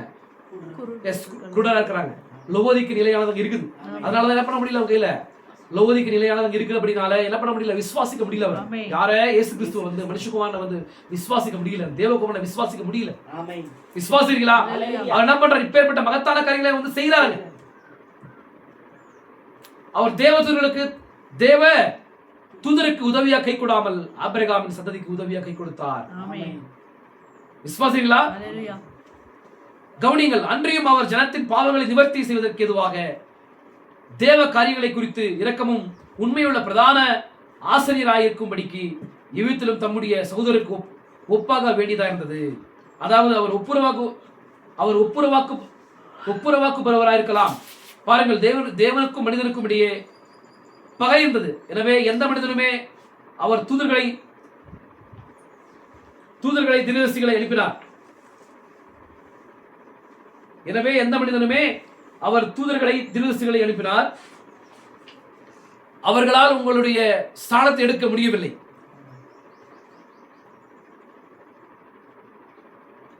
அவர்கள் தங்களுக்காகவே ஜெபிக்க வேண்டியதா இருந்தது. என்ன பண்ணல. ஏன்னா அவர் என்ன பண்றாரு? அபிஷேகத்தை அனுப்புறாரு. யார் அனுப்புறாரு? தம்முடைய தூதை வந்து சொல்லி அவர்கள் அபிஷேகத்தை அனுப்புறாரு. அவங்க என்ன பண்ண முடியாது. இயேசு கிறிஸ்துவ போல ஒரு பெர்ஃபெக்ட்டான ஒரு மேனா இருக்க முடியாது. நான் சொல்றது புரியுதா உங்களுக்கு? அவங்களும் என்ன பண்றாங்க? அவங்களும் பாவிகள் தான். அவங்களுக்காகவே அவங்க என்ன பண்ணும்? ஜெபிக்கணும். அந்த மாதிரி ஒரு நிலையில இருக்காங்க அவங்க. அப்போ அவங்க என்ன பண்ண முடியாது.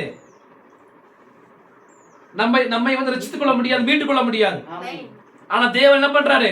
அவங்களை வந்து பாருங்க, அவர்களை வந்து அதாவது அவர் ஒப்புரவாக்குபவராயிருக்கலாம். பாருங்கள், தேவனுக்கு மனிதனுக்கும் இடையே பகை இருந்தது. எனவே எந்த மனிதனுமே அவர் தூதர்களை தீர்க்கதரிசிகளை அனுப்பினார். அவர்களால் உங்களுடைய ஸ்தானத்தை எடுக்க முடியவில்லை என்றால் அவர்கள் தங்களுக்காகவே ஜெபிக்க வேண்டியதாக இருந்தது. எனவே அவர்களால் அந்த ஸ்தானத்தை எடுக்க முடியவில்லை. அதன் பின்னர் அவர் நியாயப்பிரமாணத்தை அனுப்பினார். நியாயப்பிரமாணமே நம்மை சிறையிலிடுகிற ஒரு காவற்கரனாய் இருந்தது. அதனால் நம்மை வெளியே கொண்டு வர முடியாது இருந்தது. அவர் நியாயப்பிரமாணத்தை அனுப்பினார். அவர் தீர்க்கதரிசிகளை அனுப்பினார். அவர் நீதிமன்றங்களையும் மற்றும் ஒவ்வொரு காரியத்தையும் அனுப்பியும் பாவ நிவர்த்தி செய்ய முடியாமல் போயிற்று. ஆனால் அவர் இறங்கி வந்து நம்மில் ஒருவனானார். யாரு? கிறிஸ்து. விசுவாசிக்கிறீர்களா? ஆனால் அவர் இறங்கி வந்து நம்மில் ஒருவனானார். என்ன? நமக்கு இப்பொழுது இன்னும் அதிக நேரம் இருந்தால் நலமாயிருக்கும். நான் மீட்பின் பிரமாணத்தை குறித்து பேச விரும்புகிறேன். மீட்பின் பிரமாணத்தை குறித்து பேச விரும்புகிறேன். ஆனால் நமக்கு நேரமில்லை. ஆயினும் சற்று நேரம் பொறுத்துக் கொள்ளுங்கள். அந்த அழகான காட்சி ரூத் மற்றும் நகோமியில் உள்ளது. நீங்கள் அங்கே அந்த ஒப்புரவாகுதலை காண்பீர்களே. ஆனால் இழந்து விழுந்து போற நிலையில் காணப்படுகிற மனிதனை மீட்கிற மனிதன்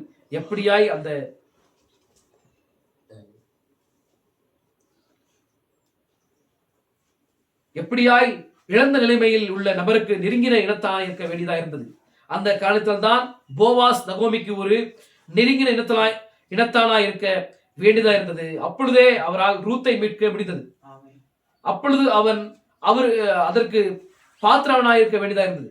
அவன் இழக்கப்பட்டதை மீட்க அதை செய்யக்கூடியவனாய் இருக்க வேண்டியதா இருந்தது. போவாஸ் தன்னுடைய பாதரட்சைகளை கலற்றி போட்டுவிட்டு அவன் நகோமியை அவனுடைய எல்லா உடைமைகளையும் மீட்டிருந்தான் என்று ஒளிமுக வாசனையிலே ஒரு பகிரங்க அறிக்கையை பண்ணினான். விசுவாசிகளா? இப்ப நம்ம என்ன பண்றோம்?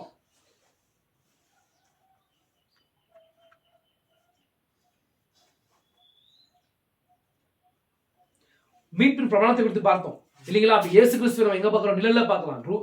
போவாஸ் ரூத் நகோமியுடைய எஸ் ரூத்தும் போவாஸ் மற்றும் நகோமியுடைய ஒரு வாழ்க்கையில நம்ம பார்க்கலாம். யாரா பார்க்கலாம்? அந்த மீட்பின் பிரமாணத்தை பார்க்கலாம். நீங்க பழைய ஏற்பாட்டுல நம்ம பார்க்கலாம். விசுவாசிகளா? அப்ப அந்த பழைய ஏற்பாட்டுல பார்க்கும்போது கிறிஸ்து வந்து எப்பேற்பட்ட ஒரு காரியத்தை செய்வார்ன்றதை வந்து நம்ம என்ன பண்ணலாம்? கிரகித்துக் கொள்ளலாம். விசுவாசிகள். ஆனா அவங்களால என்ன பண்ண முடியல? பழைய ஏற்பாட்டுல வந்த பரிசுத்தவான்களும் இன்னும் அநேகமான திருதரிசிகளும் என்ன பண்ண முடியல? நம்ம மீட்டுக் கொள்ள முடியாது. அதனால என்ன பண்றாரு? அவரே இறங்கி வந்தார். அவரே இறங்கி வந்து என்ன பண்ண தம்முடைய பொசிஷன் எப்படி போவாஸ் வந்து அந்த ஒளிமுக வாசல்ல தம்முடைய பொசிஷன் என்ன பண்றாரு? செருப்பு கழட்டுறாரு. கழட்டி என்ன பண்றாரு? நான் என்னுடைய தெய்வீகத்தின் தன்மையில என்ன பண்றேன்? இறங்கி வரேன். தெய்வீகத்தின் தன்மையிலிருந்து இறங்கி என்ன பண்றேன்? மனிதனாக நான் மாறி என்ன பண்றேன்? நான் அவங்களுக்கு அடிக்கப்பட்டு நொறுக்கப்பட்டு வேதனைப்பட்டு நான் என்ன பண்றேன்? அவங்களை மீட்டுக் கொள்றேன். அவங்களுடைய பொசிஷன் நான் ஏற்றுக்கொள்றேன். என்னுடைய பொசிஷன் அவங்க ஏற்றுக்கொள்றன்ற மாதிரி என்ன பண்றாங்க? அங்க ஒளிமுக வாசல்ல அந்த பெரியவர்கள் முன்பாக தன்னை மாற்றிக்கொள்றார். விசுவாசிகளா? அப்போ மாற்றிக்கொண்டு அந்த மாதிரி ஒரு அந்த மீட்பின் பிரமாணத்துக்கு ஏற்ற ஒரு கிரியைகளை செலுத்தி என்ன பண்றாரு? நகோமிக்கு எல்லாவற்றையும் மீட்டுக் கொள்றாரு. நகோமிக்கு இருக்கிற எல்லாவற்றையும் மீட்டுக் கொள்ளும் போது அப்ப நகோமியுடைய மருமகள் தான் யாரு? ரூத். அவன் ரூத் கூட யாருக்கு சொந்தமாகிறாரு? போவாஸுக்கு மனைவியாக ஏற்றுக்கொள்றாரு. விசுவாசிகளா? இதெல்லாம் ஒரு நம்மளாம் பேசிருக்கிறோம். இதை பற்றி அதிகமா நம்ம என்ன பண்ணிருக்கிறோம்? இந்த புஸ்தகத்தை பற்றி, ரூத் புஸ்தகத்தை பற்றி அதிகமா நம்ம பேசிருக்கிறோம் இல்லைங்களா? அப்பாரு இப்படி எல்லாம் தேவன் என்ன பண்றாரு? எஸ், இப்படி எல்லாம் நமக்கு இரக்கத்தை செலுத்தி இருக்கிறார். இப்படி எல்லாமே தேவன் என்ன பண்றாரு? எஸ், தம்மை தாழ்த்தி இரக்கத்தை செலுத்தும் போது நம்ம என்ன பண்றோம்? அதை புறக்கணிக்கும் போது நமக்கு என்ன இருக்கும்? அதனாலதான் இங்க ஒரு சின்ன ஒரு எதிர் முடிக்கிறேன். நான் கர்த்தருக்கு ஸ்தோத்திரம் உண்டாகட்டும். இந்த சொல்ல முடிச்சிடறேன் பாருங்க. பாருங்க, நீங்கள் ஒருபோதும் புரிந்து கொள்ள மாட்டீர்கள். தேவனிடத்தில் நம்மை மீண்டும் ஒப்புரவாக்க அவர் வந்து எப்படியாய் அந்த மகத்தான தியாகத்தை செய்தார் என்பதை நாம் புரிந்து கொள்ள வெளியே கிடையாது. புரியுதா உங்களுக்கு? அதன் பின்னர் அவர் திரும்பி சென்று, இப்பொழுது நான் உங்களை திக்கற்றவர்களாக விடேன். நான் உங்களிடத்தில் திரும்பவும் வந்து உலகத்தின் முடிவு பரியந்தம் உங்களோடும் உங்களுக்குள்ளும் இருப்பேன் என்றார். எப்ப சொல்றது இந்த வார்த்தை? எஸ், அவர் வந்து உயிர்த்தெழுந்து அந்த சீஷரோட வந்து 40 நாள் இருப்பார் இல்லைங்களா? அப்ப வந்து சொல்ற வார்த்தைகள் தான் இது. விசுவாசிகளா? அப்ப சொல்ற வார்த்தைகள் தான் இது. என்ன சொல்றாரு? அதன் பின்னர் அவர் திரும்பி சென்று, இப்பொழுது நான் உங்களை திக்கற்றவர்களாக விடேன். நான் உங்களிடத்திற்கு திரும்பவும் வந்து உலகத்தின் முடிவு பரியந்தமும் உங்களோடும் உங்களுக்குள்ளும் இருப்பேன் என்றார். உங்களோடும் உங்களுக்குள்ளும் இருப்பேன் என்றார். நாம் இன்றைக்கு இங்கே கடைசி காலத்தில் அதே இயேசுவோடு, அதே காரியங்களோடு, அதே அடையாளங்களோடு, அதே அதிசயங்களோடு, அதே ரட்சிப்போடு, அதே ஆவியானவர் அதே காரியங்களை செய்கிறதோடும், அதே சுவிசேஷத்தோடும், அதே வார்த்தையோடும், அதே எடுத்துக்காட்டுகளோடும், அதே வெளிப்படுத்தலோடும், அதே மாதிரியான ஒவ்வொரு காரியத்தோடும் வாழ்ந்து கொண்டிருக்கிறோம். இந்த பெரிதான ரட்சிப்பை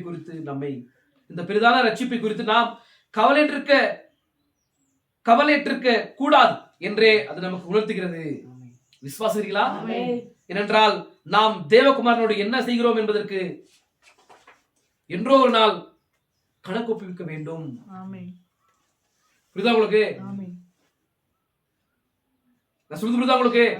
அப்ப பாருங்க, இயேசு கிறிஸ்து நேற்றும் இன்றும் என்றும் மாறாதவரா இருக்கிறாரு. அவர் என்ன பண்றாரு? அந்த சீஷர்களுக்கு என்ன சொல்றாரு? உங்களுக்கு திரும்பவும் என்ன சொல்றாரு? நான் உங்களுக்கு திரும்பவும் வந்து உலகத்தின் முடிவு பரியந்தமும் உங்களோடும் உங்களுக்குள்ளும் இருப்பேன் என்றார். ஆமென். அப்ப பரிசுத்த ஆவியாக நான் ஊற்றப்படுறேன் உங்க மேல. ஆமென். நான் இப்ப போறேன், நான் பரத்துக்கு நான் செய்ய வேண்டிய ஒரு கடமையை வந்து செய்து விட்டேன். மறுபடியும் இப்ப நான் என்ன பண்ற போறேன், ஃபர்ஸ்ட் இந்த ஒரு ஃபார்ம் நான் மாற போறேன், ஃபிலர் ஆஃப் ஃபயருக்கு நான் மாற போறேன். ஆனாலும் உங்களுக்குள்ள நான் எப்பவுமே என்ன பண்றேன், பரிசுத்த ஆவியாக உங்கள் மேல நான் ஊற்றப்பட்டு உங்களுக்குள்ளேயும் உங்கள் மத்தியிலும் என்ன வாசம் செய்யற மாதிரி சொல்றார். ஆமென். விசுவாசிகளா? அதே தேவன் நேற்றும் இன்றும் என்றும் மாறாதவர், மறுபடியும் அதே டைப் என்ன பண்றாரு இப்போ ப்ராஃபிட்டுக்குள்ள இருந்து யாரு, எஸ் வில்லியம் மரியன் பிரண்ணாம் இருந்து என்ன பண்ற அதே விஷயம் செய்து கொண்டிருக்கிறார். எப்போ, இந்த கடைசி காலத்துல. ஆமென். விசுவாசிகளா? அப்போ அந்த யூதர்களுக்கு வந்து அது கடைசி காலமா இருக்குது. எது இதுங்க, இயேசு கிறிஸ்து முதலாம் வருகையில வந்த இயேசு கிறிஸ்து தான் அவங்களுக்கு கடைசி நாட்கள். முதலாம் வருகையில வந்த இயேசு கிறிஸ்து வந்து மனுஷகுமாரா வெளிப்படும் பொழுது அது அவங்களுக்கு எப்படி இருந்துச்சு, அவங்களுக்கு அது கடைசி காலமா இருந்தது. விசுவாசிகளா? இப்ப நமக்கு கூட மனுஷகுமாரனுடைய ஊழியத்தை இப்ப யார் செஞ்சாருங்க, அதே தேவன் தான் ப்ராஃபிட்டுக்குள்ள இருந்து திரை மறைத்து கொண்டு செஞ்சார். விசுவாசிகளா? ஏனென்றால் நாம் தேவகுமாரனோடு என்ன செய்கிறோம் என்பதற்கு என்றோ ஒரு நாள் கணக்கொப்பிக்க வேண்டும்.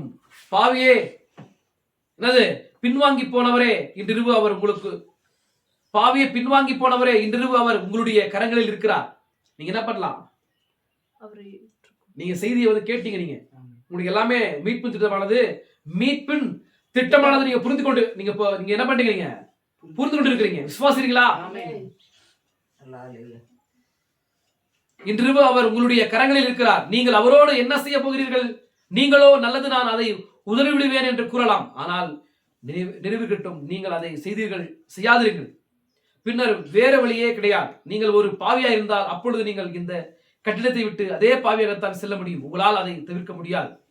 பிலாத்து ஒரு இரவு பாருங்க, பிலாத்து பத்தி சொல்றேன், எதுக்கு சொல்றாரு சொல்லுங்க பார்க்கலாம்.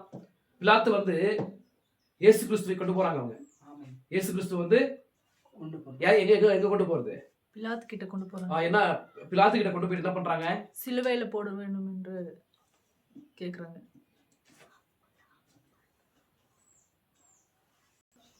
பிலாத்து ஒரு இரவு அதை செய்ய முயற்சித்தான். அவன் என்ன பண்றான், எனக்கு தெரியாதுன்ற மாதிரி அவங்க கிட்ட கொண்டு வந்தாங்க. அவங்ககிட்ட கொண்டு வரும்போது அன்னைக்கு முன்னாடி நைட்ல வந்து அவங்களுடைய மனைவிக்கு வந்து ஒரு கனவு வருது. அந்த கனவு வரும்போது சோதனையே அந்த கனவுல வந்து இவர் பிலாத்து வந்து அவர் நயந்திருக்கிறார். நயந்திருக்கும் போது ஒரு எப்படின்னா ஒரு அவர் யாருன்றதை வந்து வெளிப்படுத்துறாரு. அந்த யாரு, இயேசு கிறிஸ்து யாருன்றதை வந்து அந்த அம்மாவுக்கு வெளிப்படுத்தும் போது அவரை வந்து என்ன பண்ணாத, அவர் நயந்திருக்காதுன்ற மாதிரி அந்த அம்மா காலையில வந்து ஓடி வந்து என்ன பண்ணுது, தன்னுடைய புருஷனோட கூட பிலாத்தோட பேசுது. அவர் என்ன பண்றாரு, அவர் நயந்திருக்காம என்ன பண்ண, எனக்கு தெரியலன்ற மாதிரி என்ன பண்ற, நீங்க நான் இதுக்கு என்ன இல்ல, நான் இதுக்கு பொறுப்பு இல்ல, நீங்க என்ன வேணா பண்ணுங்க, நான் சொல்றது புரியுதா, ப்ளீஸ் தயவு செஞ்சு கேளு, இங்க பாருங்க. அவர் என்ன பண்றாரு, பிலாத்து என்ன சொல்றாரு தெரியுமா, எனக்கு தெரியாது, நீங்க என்ன பண்ணுங்க, நீங்களே இந்த இயேசு கிறிஸ்து என்ன வேணாலும் செய்து கொள்ளுங்கன்ற மாதிரி அவங்களுக்கு என்ன பண்றாரு, ஒப்பு கொடுத்துறாரு.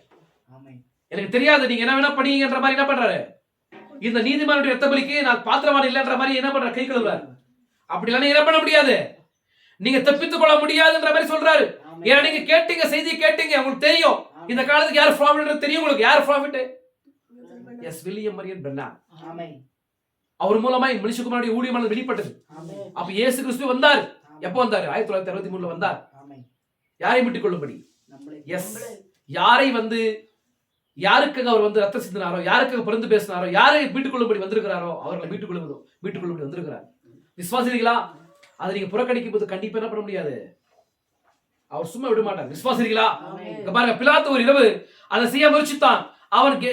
அவன் கொஞ்சம் தண்ணீர் கொண்டு வர சொல்லி அவன் தன்னுடைய கைகளை கழுவினான். மேலும் அவன், எனக்கு இதனோடு எந்த சம்பந்தமும் கிடையாது, நான் அதை ஒருபோதும் காணாதது போன்று இருக்கிறேன், நான் அந்த சுவிசேஷத்தை குறித்து ஒருபோதும் கேள்விப்பட்டதே இல்லை, எனக்கு அதோடு எந்த சம்மதமும் வேண்டாம் என்றான். ஆனால் அதை தன்னுடைய கரங்களில் இருந்து கழுவிவிட முடிந்ததா?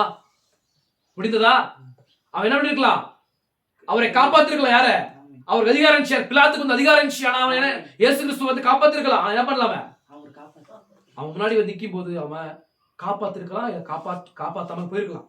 அவன் என்ன பண்ணிட்டான், அவன் அது ரெண்டுமே செய்யாம எனக்கு தெரியாதுன்ற மாதிரி என்ன பண்ணிட்டான். எஸ் ஒப்பு கொடுத்துட்டான். ஆமென். அவன் என்ன பண்ணிட்டான்? அவன் தப்பித்துக் கொண்டான்.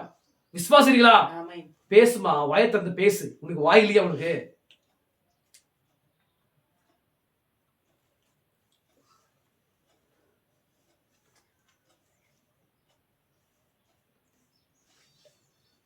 எனக்கு அதனோடு எந்த சம்பந்தமும் வேண்டாம் என்றான். அவனால் அதை தன்னுடைய கரங்களிலிருந்து கழுவிவிட முடிந்ததா? அவனால் முடியவில்லை. முடிவிலே பிலாத்துவிற்கு என்ன சம்பவித்தது என்று தெரியுமா? பிலாத்துவுக்கு என்ன சம்பவித்தது என்று தெரியுமா? அவனுக்கு பைத்தியம் பிடித்து விட்டது. அவனுக்கு என்ன என்ன என்ன வந்துச்சு? அவனுக்கு பைத்தியம் வந்து விட்டதாம். யாருக்கு? பிலாத்துக்கு. ஏன் சொல்லுங்க பார்க்கல? ஏன் அவருக்கு தெரியாது. ஏன் நான் சோதே சொல்லியே அந்த நீதிமானை வந்து அவர் அந்த நீதிமானை வந்து காப்பாற்றிருக்க முடியும் அவன் கையில. யார் கையில? பிலாத்து. ஏன்னா அப்பேற்பட்ட அதிகாரத்தில் இருந்தான் அவன், இல்லீங்களா? ஆனா அவன் என்ன பண்ணலாம அந்த ஒரு கருத்தை செய்யாம வந்து எனக்கு தெரியலன்ற மாதிரி யூதர்களுக்கே தம்மை என்ன பண்ணிட்டான்? ஒப்பு கொடுத்து விட்டான். விசுவாசிகளா? முடிவிலே பிலாத்துக்கு என்ன சம்பவித்தது என்று தெரியுமா? அவனுக்கு பைத்தியம் பிடித்து விட்டது. கடந்த வருடம் சுவிசேஷத்தை பிரசங்கிக்க நாங்கள் சுவிட்சர்லாந்தில் இருந்தோம். அங்கே மக்களால் ஆர்வமாக நடத்தப்படும் ஒரு பழங்கால கட்டுக்கதை இவ்வாறு கூறப்பட்டது. ஒவ்வொரு வருடமும் சிலுவை ஏற்ற நேரத்தின் போது அங்குள்ள குளத்தில் கவனிக்க காண உலகெங்கிலும் இருந்து ஜனங்கள் வருகின்றனர். பிலாத்து அந்த குளத்தில் குதித்து மூழ்கி தற்கொலை செய்து கொண்டானாம். ஒவ்வொரு வருடமும் அதே நேரத்தில் தேவன் அந்த தண்ணீரை புறக்கணித்து விட்டார் என்று காண்பிக்கும்படியாக அந்த குளத்திலிருந்து நீல நிறத்தில் போகிறதாம். தண்ணீர் ஒருபோதும் உங்களுடைய கரங்களிலிருந்து அல்லது உங்களுடைய ஆத்மாவிலிருந்து இயேசுவின் ரத்தத்தை கழுவிவிட முடியாது. அதை செய்வதற்கு ஒரே வழி மாத்திரம் உண்டு. அது உங்களுடைய தனிப்பட்ட மன்னிப்பை ஏற்றுக்கொண்டு தேவனிடத்தில் ஒப்புரவாவதே ஆகும். நாம் விசுவாசிகளா? சொன்ன இப்ப புரிஞ்சா? என்ன சொல்றது புரிஞ்சா உங்களுக்கு? என்ன சொல்லுங்க பார்க்கலாம். என்ன சொல்ல நான் ப்ளீஸ் தயவு செஞ்சு வந்து இப்படி இருந்தீங்கன்னா நீங்க வராதீங்க. நான் 4 சிவத்துக்கு என்ன பண்றேன்? நான் பிரசங்கிக்கிறேன். நான் இப்ப எப்படி பிரசங்கிக்கிறனோ அதே மாதிரி பிரசங்கிக்கிறேன். நீங்க பேசும்போது நீங்க பதில் சொல்லனா தயவு செஞ்சு நீங்க வராதீங்க. நீங்க அதுக்கு ப்ரிப்பரேஷன் பண்ணுங்க. நீங்க நல்லா தமிழ் பேசணுன்ற மாதிரி ப்ரிப்பரேஷன் பண்ணுங்க. விசுவாசிகளா? நீங்க இப்போ ஒரு வேலைக்கு போறீங்கன்னா அந்த வேலைக்கு போகும்போது உங்க ஓனர் வந்து எதிர்பார்க்கிற மாதிரி ரெடியா இருக்கீங்களா இல்லையா? நான் சொல்றது புரியுதா உங்களுக்கு? அம்மா உங்களுக்கு புரியலையா? உங்க ஓனர் பார்க்கணுன்ற மாதிரி எப்படி போற? நல்லா டீசெண்டா போற இல்லையா? அப்பயே இந்த ஓனர் பார்க்கறதுக்கு ஏன் நீ டீசெண்டா இருக்க மாட்டேங்கிற? டீசெண்டா பேச மாட்டேங்கிற? அவர் எதிர்பார்க்கிற மாதிரி ஆன்சர் சொல்ல மாட்டேங்கிற? ஏன்னா உங்களுக்கு கோசியா கிடைக்கிறார் இல்லைங்களா? அவர் உங்களுக்கு ஈஸியா கிடைக்கிறார். அதனாலதான் என்ன பண்றீங்க? நீங்க அவரை வந்து ஒரு மாதிரி நீங்க பாக்குறீங்க. புரியுதா உங்களுக்கு? அப்ப சுவிட்சர்லாந்தில் இருந்தோம். அங்கே மக்களால் ஆர்வமாக நடத்தப்படும் ஒரு பழங்கால கட்டுக்கதை இவ்வாறு கூறப்படுகிறது. ஒவ்வொரு வருடமும் சிலுவையேற்ற நேரத்தின் போது அங்குள்ள குளத்தில் கவனித்து காண உலகமெங்கிலும் இருந்து ஜனங்கள் வருகின்றனர். பிலாத்து அந்த குளத்தில் குதித்து மூழ்கி தற்கொலை செய்து கொண்டானாம். அவங்க என்ன பண்றாங்க? அந்த மாதிரி ஒரு கட்டுக்கதையை ஏற்படுத்தி அங்க ஒரு குளத்தை வந்து ஏற்படுத்துறாங்க. அந்த குளத்துல வந்து அவங்க பிலாத்து வந்து சூசைட் செய்து கொண்டாங்க. அந்த மாதிரி அவங்க என்ன பண்றாங்க? ஒவ்வொரு வருஷமும் அந்த மாதிரி ஒரு காரியத்தை வந்து நடத்துறாங்களா அவங்க. புரியுதா உங்களுக்கு? அப்போ அந்த மாதிரியானது நம்முடைய வாழ்க்கையானது அந்த மாதிரி நம்முடைய வாழ்க்கையானது போயிடக்கூடாது. விசுவாசிக்கிறீங்களா? அத என்ன பண்றாரு பீட்டர் சொல்றாரு? என்ன எங்க சொல்றாரு பீட்டரு? எங்கம்மா சொல்றாரு அந்த வார்த்தையை சொல்றாரு பீட்டரு? இப்ப இங்க சொல்ற மாதிரி எங்க சொல்றாரு?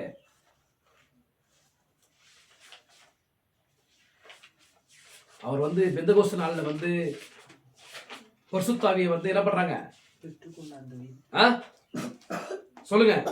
பரிசுத்தாவியை வந்து பெற்றுக்கொண்ட பிறகு சகோதரியே இந்த வார்த்தைகளை அவர் சொல்றார். விசுவாசிக்கிறீங்களா?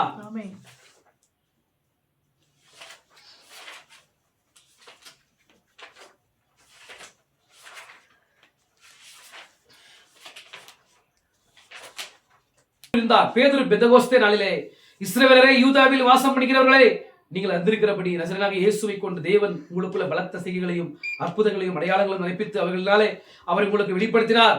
நீங்கள் எல்லாரும் சாட்சிகளா இருக்கிறீர்கள் என்று கூறினான். அவன் எப்படியாவது அவர்களுக்கு பதிய செய்தார். என்று கவனியுங்கள், நீங்கள் அவரை அறிந்திருக்க வேண்டும் என்றார். விசுவாசிக்கிறீர்களா? விசுவாசிக்கிறீர்களா? அப்ப தேவன் வந்து அப்பேற்பட்ட ஒரு காரியங்களோடு கூட அவங்களோட கூட இடைப்படும் பொழுது நீங்க என்ன பண்ணீங்க? அவரை அடையாளம் கண்டு கொள்ளாம நீங்க தள்ளிட்டீங்க. அவரை வந்து புறக்கணிச்சிட்டீங்க. நீங்க தான் சாட்சின்ற மாதிரி சொல்றாரு. நீங்க தான் அவர் வந்து இங்க வாழ்ந்தார், இங்க வந்து நமக்காக அவர் வந்து பாடுபட்டார் என்பதற்கு நீங்களே சாட்சிகள் இருக்கிறீங்கன்ற மாதிரி சொல்றாரு. அதே மாதிரி ப்ராஃபிட் சொல்ல முடியும். ப்ராஃபிட் என்ன பண்றாரு? இந்த பேதுருவை போல கண்டிப்பா என்ன பண்ணிருப்பாரு? அவர் ஒவ்வொரு பிரசங்கத்திலும் சொன்னார். அவர் ஏன்னா அவர் மூலமாக கிறிஸ்து வெளிப்பட்டார், மனுஷகுமாரனுடைய ஊழியமானது வெளிப்பட்டது. விசுவாசிக்கிறீங்களா? 63 வரைக்குமே மனுஷகுமாரனுடைய ஊழியமானது வெளிப்பட்டது. ஆனா 63க்கு மேல அவரே வந்தார். கர்த்தத்தாமே சொல்லுமா, கர்த்தத்தாமே ஆரவாரத்தோடும் பிரதானத்துடைய சத்தத்தோடும் தேவ எக்காலத்தோடும் என்ன பண்றாரு? எஸ், விசுவாசிக்கிறீங்களா? அப்ப கர்த்தர் தான் இப்போ கர்த்தர் தாமே ஆரவாரத்தோடு பிரதான சத்தத்தோடும் தேவ எக்காலத்தோடும் இறங்கி வந்தார். 63 இறங்கி வந்திருக்கிறாரு. ஆனா அதுல 3 காரியங்கள் இருக்குது. அந்த 3 காரியங்களும் ஒரே நேரத்தில் நடக்கிற காரியங்கள் இல்ல. அது சில காலங்கள் நூடாக நடக்கிற காரியங்களா இருக்குது. விசுவாசிங்களா? சில காலங்கள் நூடாக நடக்கிற காரியங்களா இருக்குது. அந்த காரியங்களை தான் என்ன பண்ற தேவன் இப்ப செய்து கொண்டிருக்கிறார். தம்முடைய மனவாட்டிக்கு முன்பாக என்ன பண்ணிருக்காரு? தம்முடைய மனவாட்டி சரீரத்திற்காக தம்முடைய மனவாட்டி பரிபூர்ணமான மனிதனுடைய வளர்ச்சி வந்து பெற்றுக்கொள்வதற்காக தான் அவர் என்ன பண்றாரு? இப்போ தம்முடைய ஊழியக்காரர் மூலமாக தம்முடைய சத்தத்தினோட அவங்களோட பேசிக் கொண்டிருக்கிறார். அந்த சத்தம் என்ன பண்ணுது? வெளிப்படுத்துது. என்ன வெளிப்படுத்துது? தெய்வீக கர்த்தருக்கு ஸ்தோத்திரம் உண்டாகட்டும். தம்முடைய ரகசியத்தை வெளிப்படுத்துது. காலகாலங்களாக வெளிப்படுத்த தம்முடைய சிந்தையை என்ன பண்ணுது? தம்முடைய சத்தமானது வெளிப்படுத்துது. அந்த சத்தத்தை என்ன பண்றோம்? அந்த சத்தத்தை நம்ம கேட்கும் போது, அந்த ரகசியங்கள் கேட்கும் போது அதுதான் நம்ம என்ன பண்ணுது? எடுத்துக்கொள்ளப்படுறதுக்கு ஆயத்தப்படுத்துது. விசுவாசிக்கிறீங்களா? சொல்றது புரியுதா உங்களுக்கு? அப்போ அவர் என்ன பண்றாரு? அவர் வந்து பூர்வ காலங்களில் பூர்வ காலங்களில் தம்முடைய தீர்க்கதரிசிகள் மூலமாக பூர்வ காலங்களில் பங்கு பங்காகவும் வகை வகையாகவும் தம்முடைய தீர்க்கதரிசிகள் மூலமாய் திருவுளம் பெற்ற தேவன் இந்த கடைசி காலத்தில் தம்முடைய குமாரன் மூலமாக திருவுளம் பற்றினார். இதை யார் சொல்றது? பவுல் சொல்றார். அப்ப எப்போ திருவுளம் பற்றினார்? அவரு முதலாம் வருகையில வந்து தம்முடைய குமாரன் மூலமாக திருவுளம் பற்றினார். இப்ப அதே தேவன் இன்றைக்கு நேற்றும் இன்றும் என்றும் மாறாதவர். இப்பவும் கூட அவர் தான். யாரு? குமாரன் தான். யார் அவரு?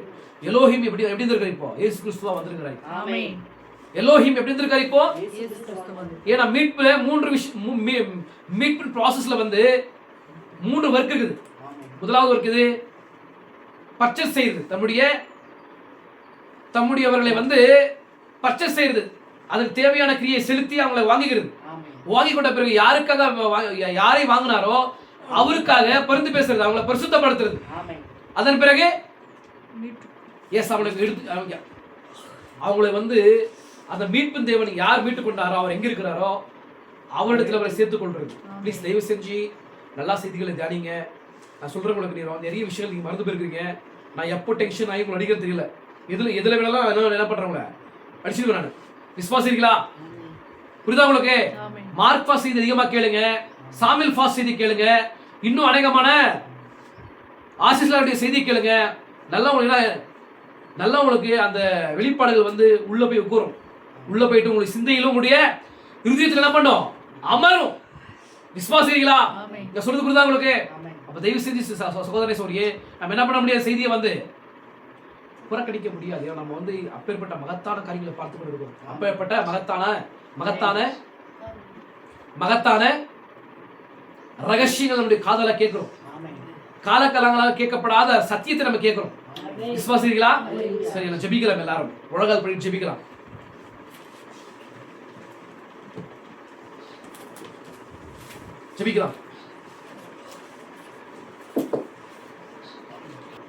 ஜெபிக்கலாம் சோதனை கண்களுக்குள் யாவரும் பயபக்தியில் ஜெபிக்கலாம். வானத்திற்கும் பூமிக்கும் சகல அதிகாரம் உள்ள பரலோகத்தில் பரம தகப்பனே, கர்த்தராகிய இயேசு கிறிஸ்துவே, நீர் செய்த அந்த மகத்தான ஒரு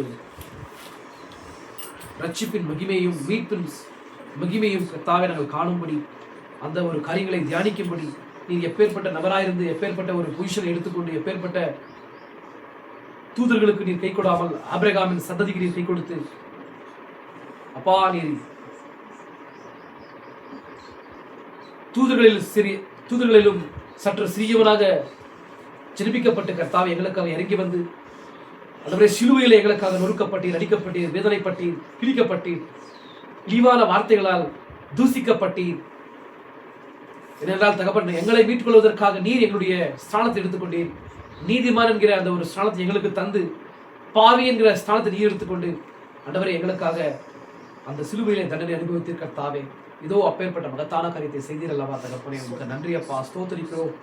இதோ அந்த ரட்சிப்பையும் மீட்பையும் எங்களுக்காக நீர் கொடுப்பதற்காக இழந்து போன ஸ்தானத்தை மறுபடியும் அதனால் பெற்றுக்கொள்ளும்படி இழந்து போன அந்த ஐக்கியத்தையும் அந்த இணைப்பையும் மறுபடியுமாக தகப்பன் நீர் தாமே இணைக்கும்படி எங்கள் ஐக்கியப்படும்படி கர்த்தாவே நீர் அப்பேற்பட்ட ஒரு கிருபையின் பாதை எங்களுக்காக ஏற்படுத்தீரப்பா. அதற்காக நன்றியோடு துதிக்கிறோம் தகப்பனே. அதோ பிலாத்து கர்த்தாவே அப்பேற்பட்ட ஒரு காரியத்தை செய்துவிட்டார். நாங்கள் அப்பேற்பட்ட நபர்களாய் இருக்காதபடிக்கு ஆண்டவரே நாங்கள் அடையாளம் கண்டுகொண்டு கர்த்தாவே நீர் இந்த கடைசி காலத்தில் குமாரன் மூலமாய் திருமணம் பற்றின அந்த காரியத்தை நாங்கள் பற்றிக்கொள்ள கர்த்தாவே எங்களுக்கு உதவி செய்கிறாங்க தகப்பனே. இதோ இன்னும் தகப்பனை எங்களை தரை மட்டுமாய் தாழ்த்துறோம், உம்முடைய கருத்துல எங்களை ஒப்புக் கொடுக்கிறோம். இன்னும் எங்களை எப்பேற்பட்ட ஒரு பாத்திரங்களை மாற்ற நீர் வல்லவரா இருக்கிறீரோ, தாழ்மை உள்ளவரா இருக்கிறீரோ, கனிவாய் இருக்கிறீரோ கர்த்தாவே எங்களை மாற்றி போடுங்க ஆண்டவரே. எங்கள் மூலமாய் நீர் மகிமைப்படுவீராக. எங்களுடைய ஆத்மாவின் மூலமாக, எங்களுடைய வாழ்க்கையின் மூலமாக, எங்களுடைய வார்த்தைகள் மூலமாக, எங்களுடைய சிந்தையின் மூலமாக, நோக்கங்கள் மூலமாக நீர் மகிமைப்படுவீராக கர்த்தாவே. வந்திருக்கிற ஒவ்வொருத்தரையும் ஆண்டவரே நீர் பேர் பெற ஆசீர்வதித்து அப்பா வருங்காலங்களில் கர்த்தாவே எடுத்துக்கொள்ளப்படுவதற்கு ஏதுவான ஆயத்தத்தை தகப்பனே அவர்கள் செய்து கொள்ள தங்களை தாங்களே அப்பா பரிசுத்த ஆவியானவரே அந்தரங்கத்திலே வாசம் செய்கிறவரே நீர் தாமே அவர்களுக்கு உம்முடைய அற்புதமான வார்த்தைகளால் அவர்களுக்கு புரிந்து கொள்கிற வடிவத்தில் வெளிப்படுத்தி அவர்கள் தங்களை தாங்கள் ஆயத்தப்படுத்திக் கொள்ள கர்த்தாவே உதவி செய்கிறாங்க அப்பா. இதோ நாங்கள் பேசுகிற வார்த்தைகள் தகப்பனே அது எங்களுடைய இல்லை தகப்பன, என்னுடைய வார்த்தைகளா இருக்கிறது. அந்த வார்த்தைகள் தகப்பனே தன்னுடைய இருதயத்திலே அது கிரியை செய்வதாக, கிரியை செய்து உங்களுக்கு பிடிக்காத காரியங்களை, உலகத்தின் காரியங்களை அகற்றி நீர் வாசம் செய்வீராக. நீர் வாசம் செய்கிற இருப்பிடமாக, நீர் வாசம் செய்கிற இருதயமாக எங்களை மாற்றி போடுங்க ஆண்டவரே.